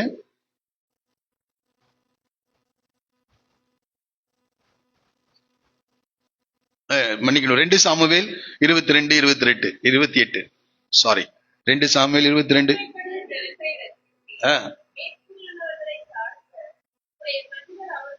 ஆமா, சிறுமைப்பட்ட ஜனத்தை ரட்சிப்பீர். தாவீது எல்லா இக்கட்டிலிருந்து விடுதலையாக்கின போது பாடின பாடல். சிறுமைப்பட்ட ஜனத்தை கர்த்தர் நிச்சயமா ரட்சிப்பார். மேட்டிமையானவர்களை தாழ்த்த உம்முடைய கண்கள் அவர்களுக்கு விரோதமாய். ஆமா, ஆண்டவருக்கு தெரியும் மேட்டிமையானவர்களை தாழ்த்த. ஆகவே தயவு செய்து அந்த மேட்டிமை, அகந்தை, இதெல்லாம் நம்ம கூட வாழ்க்கையில் என்ன செய்யக்கூடாது? இருக்கக்கூடாது. மேட்டிமையானவர்களை தாழ்த்த உம்முடைய கண்கள் அவர்களுக்கு விரோதமாய் திருப்பப்பட்டிருக்கிறது. இந்த மொர்தெக்காய் ஆமானுடைய விஷயத்துல எஸ்தர் புஸ்தகத்துல அந்த கடைசி வினாடி வரைக்கும் இந்த ஆமானுக்கு தெரியல என்ன நடக்க போகுதுன்னு. இல்ல, ரொம்ப சஸ்பென்ஸா என்ன செஞ்சிருக்கிறார், த்ரில்லிங்கா இருந்திருக்கும்னு நினைக்கிறேன்ல. அந்த அரண்மனையில் இருக்கிறவர்களுக்கு எல்லாருக்கும் ரொம்ப த்ரில்லிங்கா இருக்கும். மொர்தெக்காய் எழுந்து வணக்கம் வைக்கல, உடனே அவங்க இருக்கவங்க கேட்பாங்க, ஏன் வணக்கம் வைக்கல? இந்த ஆமான் யாருன்னு தெரியும், எல்லாம் தெரியும். அவன் இந்த மொர்தெக்காய்க்கு விரோதமா அவர் செய்கிற எல்லா காரியங்களையும் அந்த ஆமானுடைய வீட்டுல அவனுடைய மனைவியும் அவனுடைய நண்பர்களும் இந்த ஆமானும் ஆலோசனை பண்ணுகிறதெல்லாம் கர்த்தர் என்ன செஞ்சுட்டு இருக்கிறார்? பார்த்து கொண்டு இருக்கிறார். அப்போ அவர் உட்கார்ந்து சிரிச்சுட்டு இருந்திருப்பார். நல்ல ஆலோசனை பண்றீங்கடா அப்படின்னு நினைச்சிருப்பார். நல்ல ஆலோசனை பண்றீங்க, நகைத்து கொண்டிருப்பார். உடனே மேட்டிமையானவனை தாழ்த்த அவருடைய கண்கள் விரோதமா என்ன செய்கிறது? திருப்ப. அங்க சூழ்நிலைகள் மாறுகிறது. எல்லாவற்றையும் அந்த பிளான் நமக்கு ஒருவேளை அந்த பிளான் எக்ஸிக்யூட் பண்றதுக்கு எத்தனை நபர்கள் பாருங்க. ராஜாவுடைய இருதயம் மாறணும். கரெக்டா இந்த எஸ்தர் அந்த விருந்துக்கு ராஜாவை என்ன செய்யணும்? நம்மளா இருந்தா எடுத்தோட கழுத்தோட முடிச்சிருந்திருப்போம். அந்த ஆலோசனையே கர்த்தர் தான் எஸ்தருக்கு கொடுத்திருக்கிறாரு. தூக்கு மரம் செய்யறவங்க கரெக்டா என்ன செஞ்சாகணும்? அதை செஞ்சிருக்கணும், அதுக்கு மரம் கிடைச்சிருக்கணும். எல்லாம் அங்க பிளான் என்ன செய்கிறது? எல்லாம் சரியாக நடக்கிறது.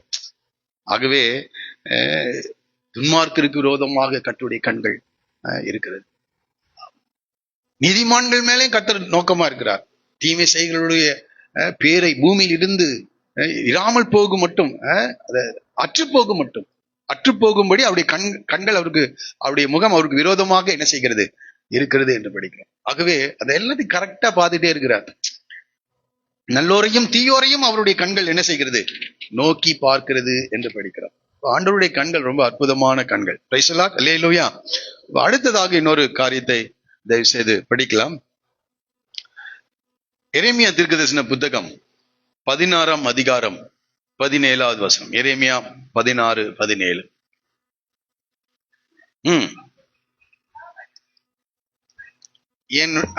என் கண்கள் அவருடைய எல்லா வழிகளின் மேலும் எப்படி இருக்குது? நோக்கமா இருக்கிறது.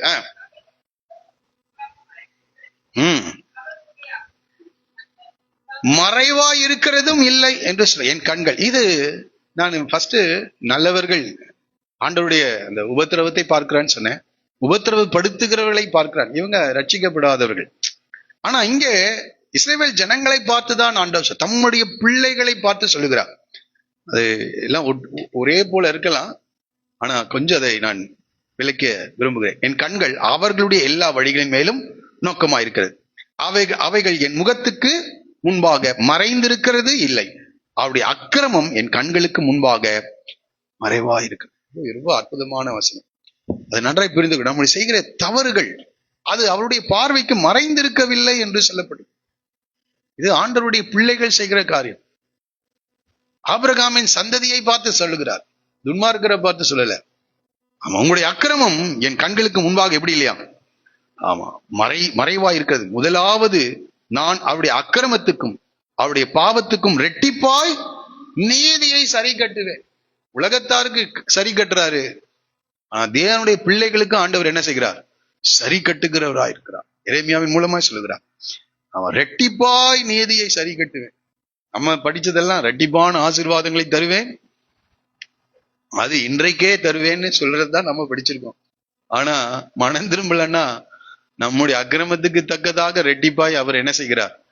நீதியை சரி கட்டுகிற தேவனா இருக்கிறார். ரெட்டிப்பான ஆசீர்வாதங்களை மாத்திரம் இல்ல, ரெட்டிப்பான நீதியை கட்ட செய்கிறவராயிருக்கிறார். அதுவே நம்ம ரொம்ப கவனமா இருக்கணும். ஒரு அன்புள்ள தேவன், அதே சமயத்துல அவர் நீதியை சரி கட்டுகிற தேவன். அதனால்தான் இஸ்ரவேல் ஜனங்களை போல துன்பப்பட்டவங்க வேற யாருமே இல்லைன்றாங்க. எந்த ஜாதி எந்த ஜனமா இருந்தாலும் சரி, இப்பேற்பட்ட அவருடைய சரித்திரத்தை வாசிப்போம் என்றால் அவ்வளோ பிரச்சனைகளை அனுபவித்தவர்கள் வேறு எந்த ஜாதியும் உலகத்துல இல்லையா? ஏன்னால் ஆபிரகாம் அவளோடு கூட உடன்படிக்கை செய்தது சந்ததி. அவர் தேவனை விட்டு அவர் வழிகள் விலகும் போது ரெட்டிப்பான நீதியை செய்து கொண்டே, ஆசீர்வதிக்கும் போதும் எப்படிதான் ஆசீர்வதிக்கிறார்? ரெட்டிப்பா ஆசீர்வதிச்சிடுறாரு. நீதியை சரி கட்டும் போதும் ரெட்டிப்பா செய்கிறார். ஆகவே உடைய அக்கிரமங்களை கர்த்தர் பார்க்கிறார். யாரும் பார்க்கலன்னு எதையும் செஞ்சிடாதீங்க. தேவன் நம்மை கவனிக்கிற தேவன். உடைய பார்வைக்கு மறைவான சிருஷ்டி ஒன்றுமில்லை, சகலமும் உடைய கண்களுக்கு முன்பாக நிர்வாணமும் வெளியரங்கமும் ஆயிருக்கு. எபிரேயர் 4:13. அவை அவருடைய பார்வைக்கு மறைவான சிருஷ்டி. நீதிமான்கள் செய்கிற தவறுகள், தாவீது தவறு செய்தார், அது யாருக்கும் தெரியலன்னு நினைச்சிட்டார். அதை மறைக்க அவருடைய அதிகாரத்தினால எல்லாத்தையும் மறைக்க முயற்சி செய்தார். ஆனா ஒரு நாள் நாத்தான் தீர்க்கதரிசி கரெக்டா என்ன செஞ்சிட்டார்? சொல்லிட்டார். ஆமா, அவனுடைய தண்டனைகளையும் சொன்னார். எல்லாம் அப்படியே நிறைவேறினது. ரெட்டிப்பாய் தாவீதை ரொம்ப ஆசீர்வதிச்சாரு. ஆனா அவன் செய்த தவறுக்கு ரெட்டிப்பான நீதியும் அவர் என்ன செஞ்சிட்டார்? ஆகவே நாம ரொம்ப கவனமாக நாம காணப்படுவோம். ஆகவே நீதிமான்கள் கூப்பிடும் போது மாத்திரம் இல்ல, அவர்கள் தவறு செய்யும் போதும் கர்த்தர் அவர்களை என்ன செய்கிறார்? பார்த்து கொண்டிருக்கிறார். நல்லோர் மேலும் தீயோர் மேலும் கர்த்தருடைய கண்கள் பதிக்கப்பட்டவர்களாக பார்த்துட்டே இருக்கிறார். அவர் தூங்காமலும் உறங்காமலும் என்ன செஞ்சிட்டு இருக்கார்? பார்த்துட்டு இருக்கிறார். ஆகவே ரொம்ப கவனமாக இருப்போம். அடுத்ததாக ஒரு காரியம் வாசிக்கலாம். 32ஆம் சங்கீதம் 8வது வசனம் எல்லாருக்கும் தெரிந்ததுதான். உன்மேல் என் கண்ணை வைத்து நான் உனக்கு போதித்து நீ நடக்க வேண்டிய வழியை உனக்கு காட்டுவேன். உன்மேல் என் கண்களை வைத்து உனக்கு. 32ஆம் சங்கீதம் அடிக்கடி சொல்லுகிறது தான், திரும்பியும் சொல்லி நான் கடந்த சில அடுத்த குறிப்புக்கு அங்கே ஒரு காரியத்தை நம்ம படிக்கிறோம், வாசிக்கலாம். நான் எடுக்கிறேன் ஒரு நிமிஷம். 5வது வசனத்தை படிங்க. நான் என் அக்கிரமத்தை மறைக்காமல் என் பாவத்தை உமக்கு அறிவித்தேன். அப்போ நாம தேவனுடைய பிள்ளைகள் அக்கிரமத்தை மறைக்க கூடாது. பாவங்களை மறைக்கிறவன் வாழ்வடைய மாட்டான். அவைகளை அறிக்கை செய்து விட்டு விடுகிறவனோ இரக்கம்.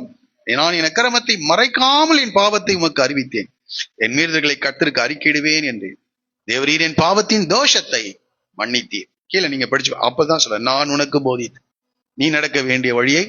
நம்முடைய அக்கிரமத்தை மறைக்க கூடாது. ஆண்டவர் சமூகத்தை அதை என்ன செஞ்சிருங்க? அறிவித்திருக்க. தவறு செய்யக்கூடாது. ஏதோ தவறுதலாக அந்த தவறுகள் நேரிட்ட பிறகு அது ரொம்ப தாமதப்படுத்துறாங்க. ஆண்டவர் வந்து விசாரிக்கிற வரைக்கும் என்ன செய்யாதீங்க, தாமதப்படுத்தாதீங்க. அதாமே நீ எங்கே இருக்கிறாய் என்று ஆண்டவர் வந்து கேட்டுட்டாருன்னா அவ்வளவுதான். ஆனா கேட்கறதுக்கு வரும்போதே என்ன செஞ்சிடணும், நீங்க போய் காலில் என்ன செஞ்சிடணும், விழுந்தார். 1 வருடம் தாவீது அந்த தவறை மறைத்தார். ஆனா அதுக்கு முன்னாடி அதை கரெக்ட் பண்ணி இருந்திருக்கலாம். தாவீது ஆண்டவருடைய சமூகத்துல அறிக்கை செய்திருக்கலாம். அவர் இரக்கத்துக்காக என்ன செஞ்சிருக்கலாம், கெஞ்சிருக்கலாம். அவர் விசாரிக்கிற வரைக்கும் இருந்தா ரொம்ப தப்பு. அப்போ இங்க என்ன படிக்கணும், என் அக்கிரமத்தை மறைக்காமல் என் பாவத்தை உமக்கு அறிவித்தேன் என்று சொல்கிறார். இப்போ யார் பாவம் மன்னிக்கப்பட்டிருக்கிறதோ அவர்களுக்கு ஆண்டவர் கொடுக்கிற ஒரு நல்ல காரியம் என்னன்னா, நான் உனக்கு போதித்து நீ நடக்க வேண்டிய வழியை உனக்கு காட்டுவேன், உன்மேல் என் கண்ணை வைத்து உனக்கு என்ன செய்வேன். பாவம் மன்னிக்கப்பட்டவர்களுக்கு ஆலோசனை சொல்வார். உன்மேல் என் கண்ணை வைத்து உனக்கு என்ன செய்வேன், ஆலோசனை சொல்லுவேன், நீ நடக்க வேண்டிய வழியை உனக்கு காண்பிப்பேன். இது எல்லாருக்கும் ஒழிய ஒரு காரியம். ஆகவே ஆண்டவருடைய கண்கள் எதற்காக நல்லோர் மேல் பதிக்கப்பட்டிருக்கிறது என்றால் அவர்களுக்கு ஆலோசனை சொல்லும்படியாக என்று நாம் படிக்கிறோம். சில நேரங்கள்ல அந்த ஆலோசனை நமக்கு புரியவே புரியாது. அதுக்கு ஒரு வசனத்தை நான் வாசிக்கிறது உண்டு, அதை இப்பொழுதும் வாசிக்கலாம். ஏசாயா தீர்க்கதரிசன புத்தகம் 42ஆம் அதிகாரம் 16வது வசனம். 42:16. குருடரை அவர்கள் அறியாத வழியிலே நடத்தி. ஆமா, குருடர்களுக்கு வழி தெரியாது. அதுபோல ஆண்டவர் குருடரை அவர்கள் அறியாத வழியிலே நடத்தி. ஏன் இந்த பாதையில போறோம் நமக்கு தெரியாது. அந்த சூழ்நிலைகள் நம்மை அந்த பாதையில என்ன செய்யும், கொண்டு வந்து நிறுத்தும். ஆமா, நாம விரும்புறது இல்ல. சில நேரத்துல ஆண்டவருடைய ஆளுகைக்கு நம்ம ஒப்பு கொடுத்தா அந்த சூழ்நிலைகளை நம்மளுடைய வாழ்க்கையில அனுமதித்து, அப்படிப்பட்ட மனிதர்களை நம்முடைய வாழ்க்கையை அனுமதித்து அந்த பாதைக்கு நேராக கர்த்தர் என்ன செய்வார், அவர் நம்மை நடத்துகிற தேவனா இருக்கிறார். அப்போஸ்தலர் நடவடிக்கைகள் புத்தகம் 26:27 பவுல் அந்த ரோம் நோக்கி உள்ள அந்த பிரயாணத்துல கரெக்டா காற்று அடிக்கிற திசையிலே நாங்கள் கொண்டு போகப்பட்டோம் என்று சொல்லுவார். காற்று அடிக்கிற திசையில இவங்க கப்பலை ஒரு இடத்துக்கு செலுத்தலான்னு முயற்சி செய்யறாங்க.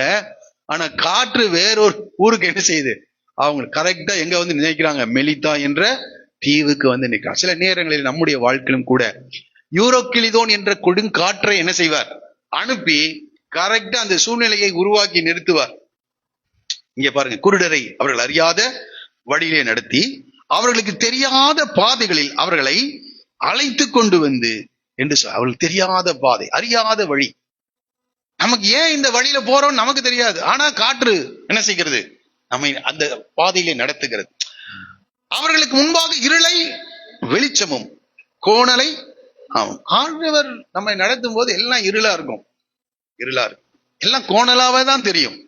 ஆனா ஒரு இமை பொழுதுல இருளை வெளிச்சமாக, வெளிச்சம் உண்டாக கடவுதுன்னா வெளிச்சம் உண்டாகும், கோணலை. ஆமா, இதை செய்யும் போது எல்லாருக்கும் அப்பதான் புரியும். அது வரைக்கும் எல்லாருக்கும் இருளா இருக்கும். மொர்தெக்காய் காரியத்துல எல்லாருக்கும் இருளாதான் இருந்துச்சு. ஆனா ஒரே ஒரு வினாடி, ஆமா, அந்த வெளிச்சத்தை ஆண்டவர் தான் லைட்டை என்ன செஞ்சிட்டாரு, போட்டு காட்டு. அந்த ராத்திரி வேளையில எல்லாம் இருளாதான் இருக்கும் மொர்தெக்காயுடைய வாழ்க்கையில. அதிகாலை வேளையில இந்த ஆமான் ராஜா கிட்ட வந்து சொல்றான், இங்க இருக்கிற இந்த மொர்தெக்காயை தூக்கிலிடும்படியாக. அவன் அந்த காரியத்தை கேட்கலான்னு அங்க என்ன செய்யறாரு, அவன் பேசுறதுக்கு முன்னாடி ராஜா சொல்றாரு, ராஜா கனம் பண்ண விரும்புகிற மனுஷனுக்கு என்ன செய்ய, லைட்டை போட்டுட்டார் அந்த இரவெல்லாம் அங்க எது தூக்கு மரம் என்ன செய்கிறது. ஆமா, குருடர்களை அவர்கள் அறியாத பாதையில. அந்த ராத்திரி வேளை மொர்தெக்காய்க்கு தெரிஞ்சிருக்கும் நமக்கு தான் என்ன செய்யறாங்க, தூக்கு மரம். அவர் என்ன செஞ்சிருப்பாரு, நான் நினைக்கிறேன் கண்டிப்பா அந்த அரண்மனையில வேலை செஞ்சதுனால எல்லாம் தெரிஞ்சிருக்கும். இரவு முழுவதும் என்ன செஞ்சிருப்பார், ஒண்ணு ஜெபம் பண்ணியிருக்கலாம், இல்லைன்னா பேதுருவை போல தூங்கி இருப்பார். ஒரே சுபமா பேதுரு என்ன செஞ்சிட்டு இருக்கிறார், நல்ல அடுத்த நாள் அவரு சிரச்சேதம் செய்யணும். கொஞ்சம் யோசிச்சு பாருங்க, இதெல்லாம் சாதாரண காரியம் இல்ல. பேதுருவுக்கு வெளிப்படுத்தப்பட்டிருந்தது, அவருடைய மரணத்தை குறித்து தேவன் அவருக்கு வெளிப்படுத்தி இருந்தார். ஆகவே அவர் என்ன செய்யறார், நல்ல தேவதூதன் தட்டி எழுப்புகிற வரைக்கும் அவர் என்ன செய்யறார். அந்த சமயத்து தூக்கம் வருமா, ரொம்ப அற்புதமான காரியம் இல்ல. ஒண்ணு ஜெபம், முழங்கால பயம் இருந்தா ஜெபம் பண்ணிட்டு இருந்திருப்போம், இல்லைன்னா என்ன செஞ்சிருவோம், இல்ல நீ முதிர் வயதாகும் போது நீ விரும்பாத இடத்துக்கு உன்னை அழைத்து கொண்டு போவேன். அங்கதான் உன்னுடைய மரணம் சம்பவிக்கும். ஆண்டவர் தெளிவா அதை பேசியிருந்தார். ஒண்ணு ஜெபம் பண்ணிட்டு இருந்திருப்போம், இல்ல நல்லா தூங்கிட்டு இருந்திருப்போம். ஆகவே அந்த இரவு வேளையில எல்லாம் காரிருளா இருந்தது. இந்த யூதர்கள் எல்லாரும் நினைச்சிருப்பாங்க, இதோடு கூட இந்த யூதர்கள் எல்லாரும் அழிந்து போயிருப்பார். அங்கே துக்கம், அழுகை, புலம்பல், உபவாசம், ரெட்டு, எல்லாம் இருளான காரியங்கள் எல்லாம். ஆனா இவங்களுக்கு தெரியல இதெல்லாம் ஏன் நடக்குதுன்னு என்ன செய்வே இல்லை. ஆமா, அவங்க எல்லாம் இருளா இருக்கிறது. குருடை அவர்கள் அறியாத வழியில நடத்தி, அவளுக்கு தெரியாத பாதைகள் அவர்களுக்கு முன்பாக இருளை, கோணலை. ஆமா, இதெல்லாம் கோணலா தான் இருந்துச்சு. கடைசியில லைட் போட்டோன்னு தான் தெரியுது எல்லாம் கரெக்டா தான் ஆண்டவர் என்ன செஞ்சிருக்கிறார், கரெக்டா செஞ்சிருக்கிறார். எக்ஸாக்டா அந்த காரியங்கள் எக்ஸிக்யூட் ஆகுது. எல்லாம் மனிதர்கள் பிளான் பண்ணா கூட இப்படி என்ன செய்ய முடியாது, இதெல்லாம் நிறைவேற்ற முடியாது. ஆமான் தூக்கு மரத்துக்கு போவதை யாரும் அதை நினைச்சு கூட நினைச்சிருக்க மாட்டான், பார்த்திருக்க மாட்டான். ஆமான் கையில அந்த முத்திரை மோதிரத்தை அந்த ராஜா கொடுக்கும் போது என்ன நினைச்சிருப்பாங்க, அவர்கள் 2 பேரும் குடிக்க உட்கார்ந்தாங்களாம். அந்த சூசான் அரண்மனை என்ன செய்ததான், கலங்கினது.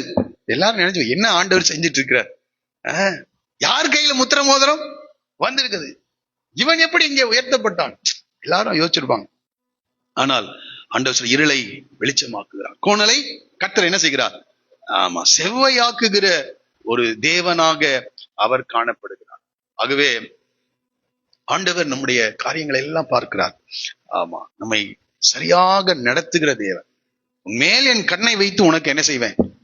அந்த ஆலோசனை நமக்கு அது நிறைவேறுகிற வரைக்கும் கோணலா இருக்கலாம், இருளா இருக்கலாம், எதிரா இருக்கலாம், எப்படி வேணா இருக்கலாம். ஆனா அவர் ஒரு நாள் லைட் போடுவார், சாயங்காலத்தில் அழுகை தங்குமாம். எல்லாம் சந்தோஷமா சொல்லுங்க. விடியற் காலத்தில் களிப்பு உண்டாகும். எப்போதுமே சாயங்காலம் இருக்கும்னு நினைக்கிறீங்களா?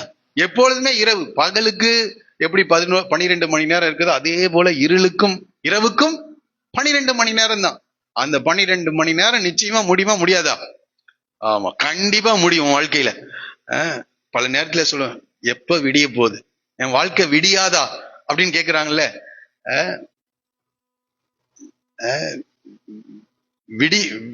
இந்த தமிழ்நாடு கவர்மெண்ட் அவங்க சொல்லும் போது என்ன சொன்னாங்க, விடியற் பயணம் இன்னொரு வார்த்தை சொன்னார் அவர். அது விடியதோ விடியலையோ, தமிழ்நாடு விடியலை நோக்கி போல எனக்கு தெரியாது. ஆனா ஆண்டவரை நம்புகிற ஒவ்வொருடைய வாழ்க்கையிலையும் ஒரு விடியற் காலத்தை கர்த்தர் வைத்திருக்கிறார். ஒரு அதிகாலையை கர்த்தர் என்ன செய்கிறார். ஆமா ஆமா, அதிகாலை வரும், ஒரு புதிய சகாப்தம், புதிய காரியத்தை கர்த்தர் என்ன செய்வார். பெனியேலுக்கு அவர் வரும்போது சூரியன் உதயமாயிற்று. ஆமா, லூஸ் என்கின்ற அந்த பெத்தேல்ல சூரியன் என்ன செஞ்சிச்சு, அஸ்தமித்தது. அஸ்தமித்த சூரியன் ஒரு நாள் என்ன செய்யும், உதயமாகும். இன்னும் 2 காரியம் இருக்கு, டைம் ஆயிட்டே போகுது. Right, okay. அடுத்த குறிப்புக்கு நம்ம போவோம். மார்க்கு சுவிசேஷம் 12ஆம் அதிகாரம் 41 வாசிக்கலாமா? மார்க்கு 12:41. உட்கார்ந்து எதை பார்த்துட்டு இருக்கிறார்? காணிக்கை பெட்டியில என்ன செய்யறாரு? ஆமா, இல்ல அதை கரெக்டா படிங்க. 12. ஆமா, காணிக்கை பெட்டியில் எதை பார்த்துட்டு இருக்கிறாரு? பணம் போடுகிறதை பார்த்து கொண்டிருந்தார். போதும், காணிக்கை பெட்டியில பணம் போடுகிறதை பார்த்து கொண்டிருக்கிறார்.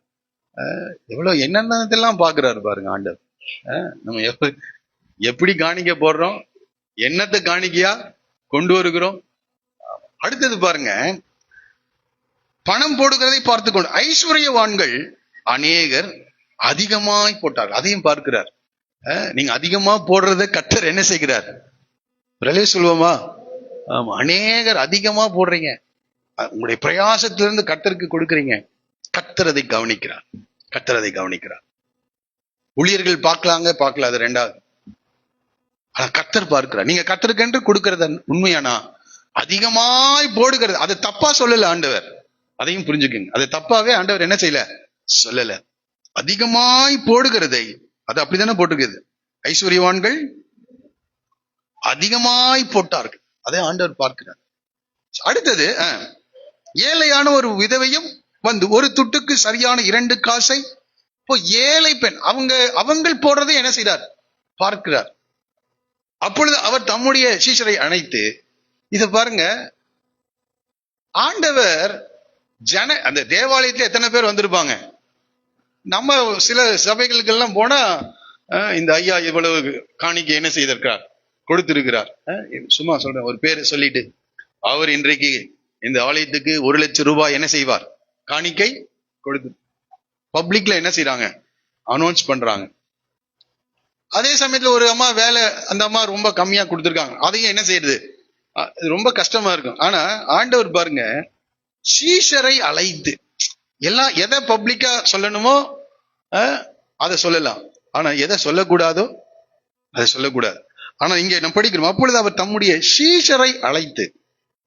ஆமா, அப்ப சீஷரை கிட்ட எல்லாம் சீக்ரெட் என்ன செய்யறாரு, ஆண்டவர் சொல்றார் சீக்ரெட். நீங்க ஆண்டுடைய சீஷரா இருக்கீங்களா, சீக்ரெட்டா கூப்பிட்டு ஏதாவது சொல்லுவார். ஆனா ஜனங்களுக்கு முன்பாக அதை என்ன செய்ய மாட்டார், அவர் பார்த்துட்டு அப்படியே அமைதியா இருப்பார். நீங்க சீஷரா இருந்தா தனியா கூப்பிட்டு சில காரியங்கள் உனக்கு வெளிப்படுத்துவார். எத்தனை பேருக்கு புரிஞ்சிச்சு? ஆமா, யாராவது சீஷனா இன்னும் மாறலன்னா சீஷனா மாறிடுங்க. சீஷரை அழைத்து, காணிக்கை பெட்டியில் பணம் போட்ட மற்ற எல்லாரை பார்க்கிலும் இந்த ஏழை விதவை அதிகமாய் போட்டார் என்று அவங்களுக்கு மட்டும் சொல்றார். எதுக்குன்னா சீஷர்கள் கத்துக்கணும். ஆமா, ஏன்னா சீஷர்கள் என்ன நினைக்கிறாங்க, யார் பின்னாடிதான் போவாங்க, யார் பின்னாடிதான் போவாங்க சீஷர்கள். அதிகமா போட்டானுங்க பாத்தீங்களா, அவங்க பின்னாடிதான் என்ன செய்வாங்க, அவங்க எல்லா ஊழியர்களும் அப்படிதான், பெரிய பணக்காரர்கள். அதனாலதான் யாக்கோபு சொல்லுகிறார், ஐஸ்வர்யவான்களை பின்னாடி என்ன செஞ்சிடாதீங்க, போயிடாதீங்க. அதான் சொல்ற, சீஷரை அழைத்து சொல்றாரு, எப்பா இவள் தான் அதிகமா போட்டான் சொல்றாரு பாருங்க, இந்த ஏழை விதவை அதிகமாய் போட்டாள் என்று மெய்யாகவே உங்களுக்கு சொல்லுகிறேன். ஆகவே நன்றாய் புரிந்துங்கள், ஆண்டவர் நம்ம எப்படி போடுறோன்றத பாக்குறார். எப்படி போடுகிறோம், ஆமா, எதிலிருந்து போடுகிறோம், மீதி பேலன்ஸ் பாக்கெட்ல எவ்வளவு இருக்குது, பேங்க்ல எவ்வளவு, எல்லாத்தையும் ஆண்டவர் என்ன செஞ்சுட்டே இருக்கார், பார்த்துட்டு இருக்கிறார். அவள் எல்லாரும் தங்கள் பரிபூர்ணத்திலிருந்து எடுத்து போட்டார்கள். அதனால அவங்க பேலன்ஸ் வச்சது தப்புன்னாலும் ஆண்டவர் சொல்லல. இவளோ தன் வறுமையிலிருந்து தன் ஜீவனுக்கு உண்டாயிருந்ததெல்லாம் போட்டு விட்டார்.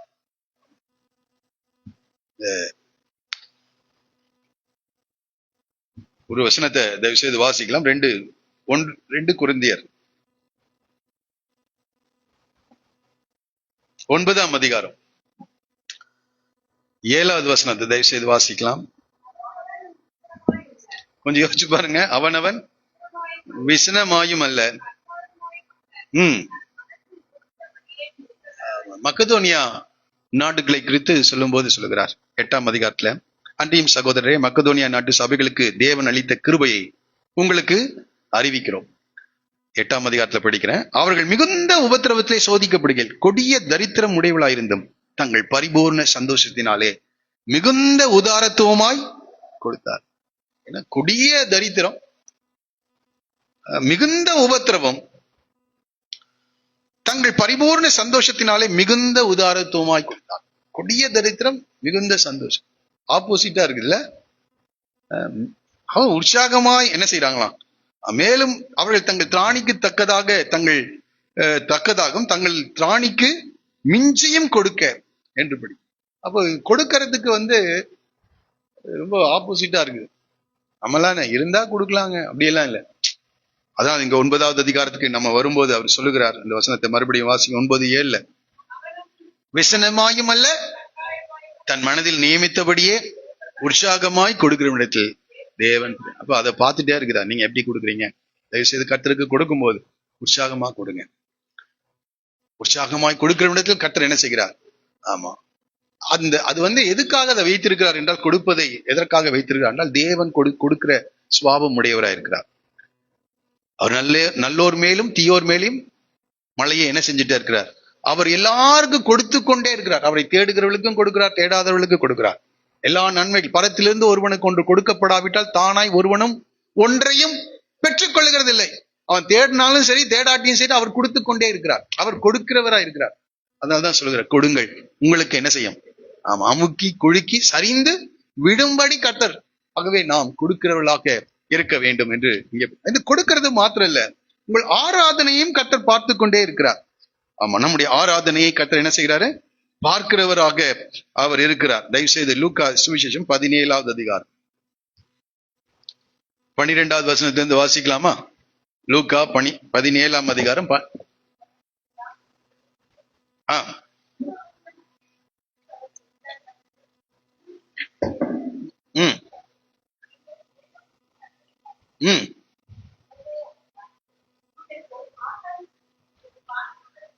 குஷ்டரோகத்திலிருந்து இந்த 10 பேருக்கு அவர் சுகப்படுத்துகிறார். அந்தபடி அவர்கள் போகையில் சுத்தமானார்கள். அவர்கள் ஒருவன் தான் ஆரோக்கியமானதை கண்டு திரும்பி வந்து உரத்த சத்தத்தோட தேவனை என்ன செய்தான்? கொடுக்கிறது மாத்திரம் இல்ல, தேவனிடத்திலிருந்து அநேக நன்மைகளை நாம் பெற்றிருக்கிறோம். குஷ்டரோகம் என்பது பாவத்துக்கு அடையாளம். பாவ மன்னிப்பை கர்த்தர் கொடுத்திருக்கிறார். ஆனா மற்ற 9 பேர் வரலையா? ஆனா ஒருத்தன் மட்டும் வந்து எப்படி கர்த்தரை மகிமைப்படுகிறானா? உரத்த சத்தத்தோட தேவனை மகிமைப்படுத்த, அந்த உணர்வுகளோடு கூட தேவனை மகிமைப்படுத்துறான். அவர் பாதத்திற்கு முகங்குப்புற விழுந்து, அவர் யார் என்றதை அறிந்திருந்த முகங்குப்புற விழுந்து அவருக்கு ஸ்தோத்திரம் செலுத்தினான் என்று படிக்கிறோம். அவன் சமாரியனாய் இருந்தான். இப்ப ஆண்டவர் அதை பார்க்கிறார். நம்ம எப்படி கர்த்தரை ஆராதிக்கிறோம்? காணிக்கையை மாத்திரம் பார்க்கறது இல்லை. அதனால்தான் அவருடைய கண்கள் ஆலயத்திலே பதிக்கப்பட்டவர்கள் இருக்கிறது. சாலமோனுக்கு சொல்றார், என்னுடைய கண்கள் திறந்ததா இருக்கிறது, என் செவிகள் கவனிக்கிறதா இருக்கிறது. அப்ப நாம கர்த்தருடைய சமூகத்தில் ஆராதிக்கும் போது கர்த்தருடைய கண்கள் நம்மேல் என்ன செய்கிறது? அது காணப்படுகிறது. ஆராதிக்கும் போது அவர் நம்மை பார்த்து கொண்டே இருக்கிறார். காணிக்கை செலுத்தும் போதும் பார்த்துட்டு இருக்கிறார். அந்த உணர்வு நம்ம கிட்ட எப்போது இருக்கணும். நீங்க ஜெபிக்கும் போது கர்த்தர் பார்க்கிறார். நீங்க வேதம் வாசிக்கும் போது கர்த்தர் பார்க்கிறார். கர்த்தருக்கு பயந்தவர்கள் ஒருவர் பேசிக்கொள்ளும் போது கர்த்தர் என்ன செய்கிறார்? பார்க்கிறார். எல்லாத்தையும் கர்த்தர் கவனிக்கிற தேவனா இருக்கிறார். கடைசியை ஒன்று சொல்லி நான் முடிக்கிறேன். 66ஆம் சங்கீதம் 7வது வசனத்தை தயவு செய்து வாசிக்கலாம். 66ஆம் சங்கீதம் 7வது வசனம்.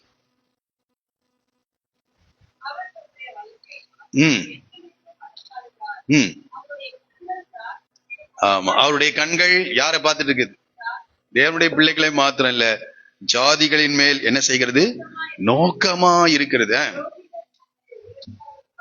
ஆமா, துரோகிகள் தங்களை உயர்த்தாதிருப்பார்களா? ஜாதிகள் மேல் நோக்கமா இருக்கு. எல்லா ஜாதிகளையும் பார்த்துட்டு தான் இருக்கிறார். தேவ பிள்ளைகளை மாத்திரம் இல்ல, ஜாதிகள். 2ஆம் சங்கீதத்தில் படி, ஜாதிகள் கொந்தளித்து ஜனங்கள் ஆமா ஆமா அவர்கள் விருதா காரியத்து, ஜாதிகள் கர்த்தருடைய பிள்ளைகளுக்கு எதிராக அவர்கள் செய்கிற சகல காரியங்களையும் கர்த்தர் என்ன செய்கிறார்? நோக்கி பார்த்து கொண்டிருக்கிறார். அவர் தம்முடைய வல்லமையினால் என்றென்றைக்கும் அரசாளுகிறார். அவருடைய கண்கள் ஜாதிகள் மேல் நோக்கமான். அவர் நல்லோரையும் தீயோரையும் நோக்கி பார்க்கிறார். தேவனுடைய பிள்ளைகளுக்கு எதிராக தேசங்கள் ஜாதிகள் எழும்பி கிரியை செய்யும் போது அதையும் கர்த்தர் என்ன செஞ்சுட்டே இருக்கிறார்? பார்வோனுடைய சேனையும் கர்த்தர் பார்த்துட்டு தான் இருந்தார். இஸ்ரவேல் ஜனங்கள் தேவனுடைய பிள்ளைகளை ஒடுக்குகிறதை கர்த்தர் பார்த்து, ஏரோது சபையை துன்புறுத்துகிறதை கர்த்தர் பார்த்தார். எல்லாத்தையும் கர்த்தர் பார்த்துட்டே இருக்கிறார். ஆனால் கர்த்தர் காலங்களிலே நமது நீதியான கிரியையை நிறைவேற்றுகிற தேவனா இருக்கிறார். எல்லாரும் அப்படியே எழுந்து நிற்போம். Price the Lord, price the Lord. கர்த்தருடைய கண்கள் எவ்விடத்திலும் இருந்து நல்லோரையும் தீயோரையும் நோக்கி பார்க்க. எல்லாரும் அப்படியே கண்களை மூடுங்க. உண்மையா சொல்றேன், எல்லாரும் கண்களை மூடுங்க. Price the Lord. யாரும் அங்க இருந்து பார்க்காதீங்க. நம்ம இருதயத்தின் ஆழத்துல இந்த ஆண்டவரை, நீர் என்னை காண்கிற தேவன் என்று சொல்லுங்கள். Price the Lord. என் உட்கார்தலை நீர் பார்க்கிற தேவன், என் எழுந்திருக்கிறதை பார்க்கிறது, நான் நடந்தாலும் படுத்திருந்தாலும் என்னை சூழ்ந்திருக்கிற தேவனா இருக்கிறேன். ஹல்லேலூயா. எல்லாரும் கரங்களை வைத்து, நீர் எங்களை காண்கிற தேவன். இந்த வார்த்தை மாத்திரம் தான் நான் பதிக்க விரும்புகிறேன். பிரைஸ். நல்லாரையும் புல்லாரையும் கர்த்தருடைய கண்கள் நோக்கமா இருக்கிறது, நோக்கி பார்க்கிறது. கர்த்தருடைய கண்கள் எவ்விடத்திலும் இருந்து நல்லோரையும் தீயோரையும் நோக்கி பார்க்க. கரங்களை உயர்த்தி ஆண்டவரை பார்த்து சொன்னேன், ஆண்டவரே இந்த உணர்வை எப்போது எனக்கு தாங்க. நீங்க என்னை பார்க்கிறதை நான் எப்போதும் அறிந்திருக்கணும், உணர்ந்திருக்கணும் ஆண்டவரே. Praise the lord. ஹல்லேலூயா. எல்லாரும் கர்த்தரை நோக்கி சொல்லுங்க. அநேக நேரங்களில் நீர் என்னை கவனிக்கிறதை நான் பார்க்காமல் இருக்கிறேன். ஹல்லேலூயா, ஹல்லேலூயா, ஹல்லேலூயா.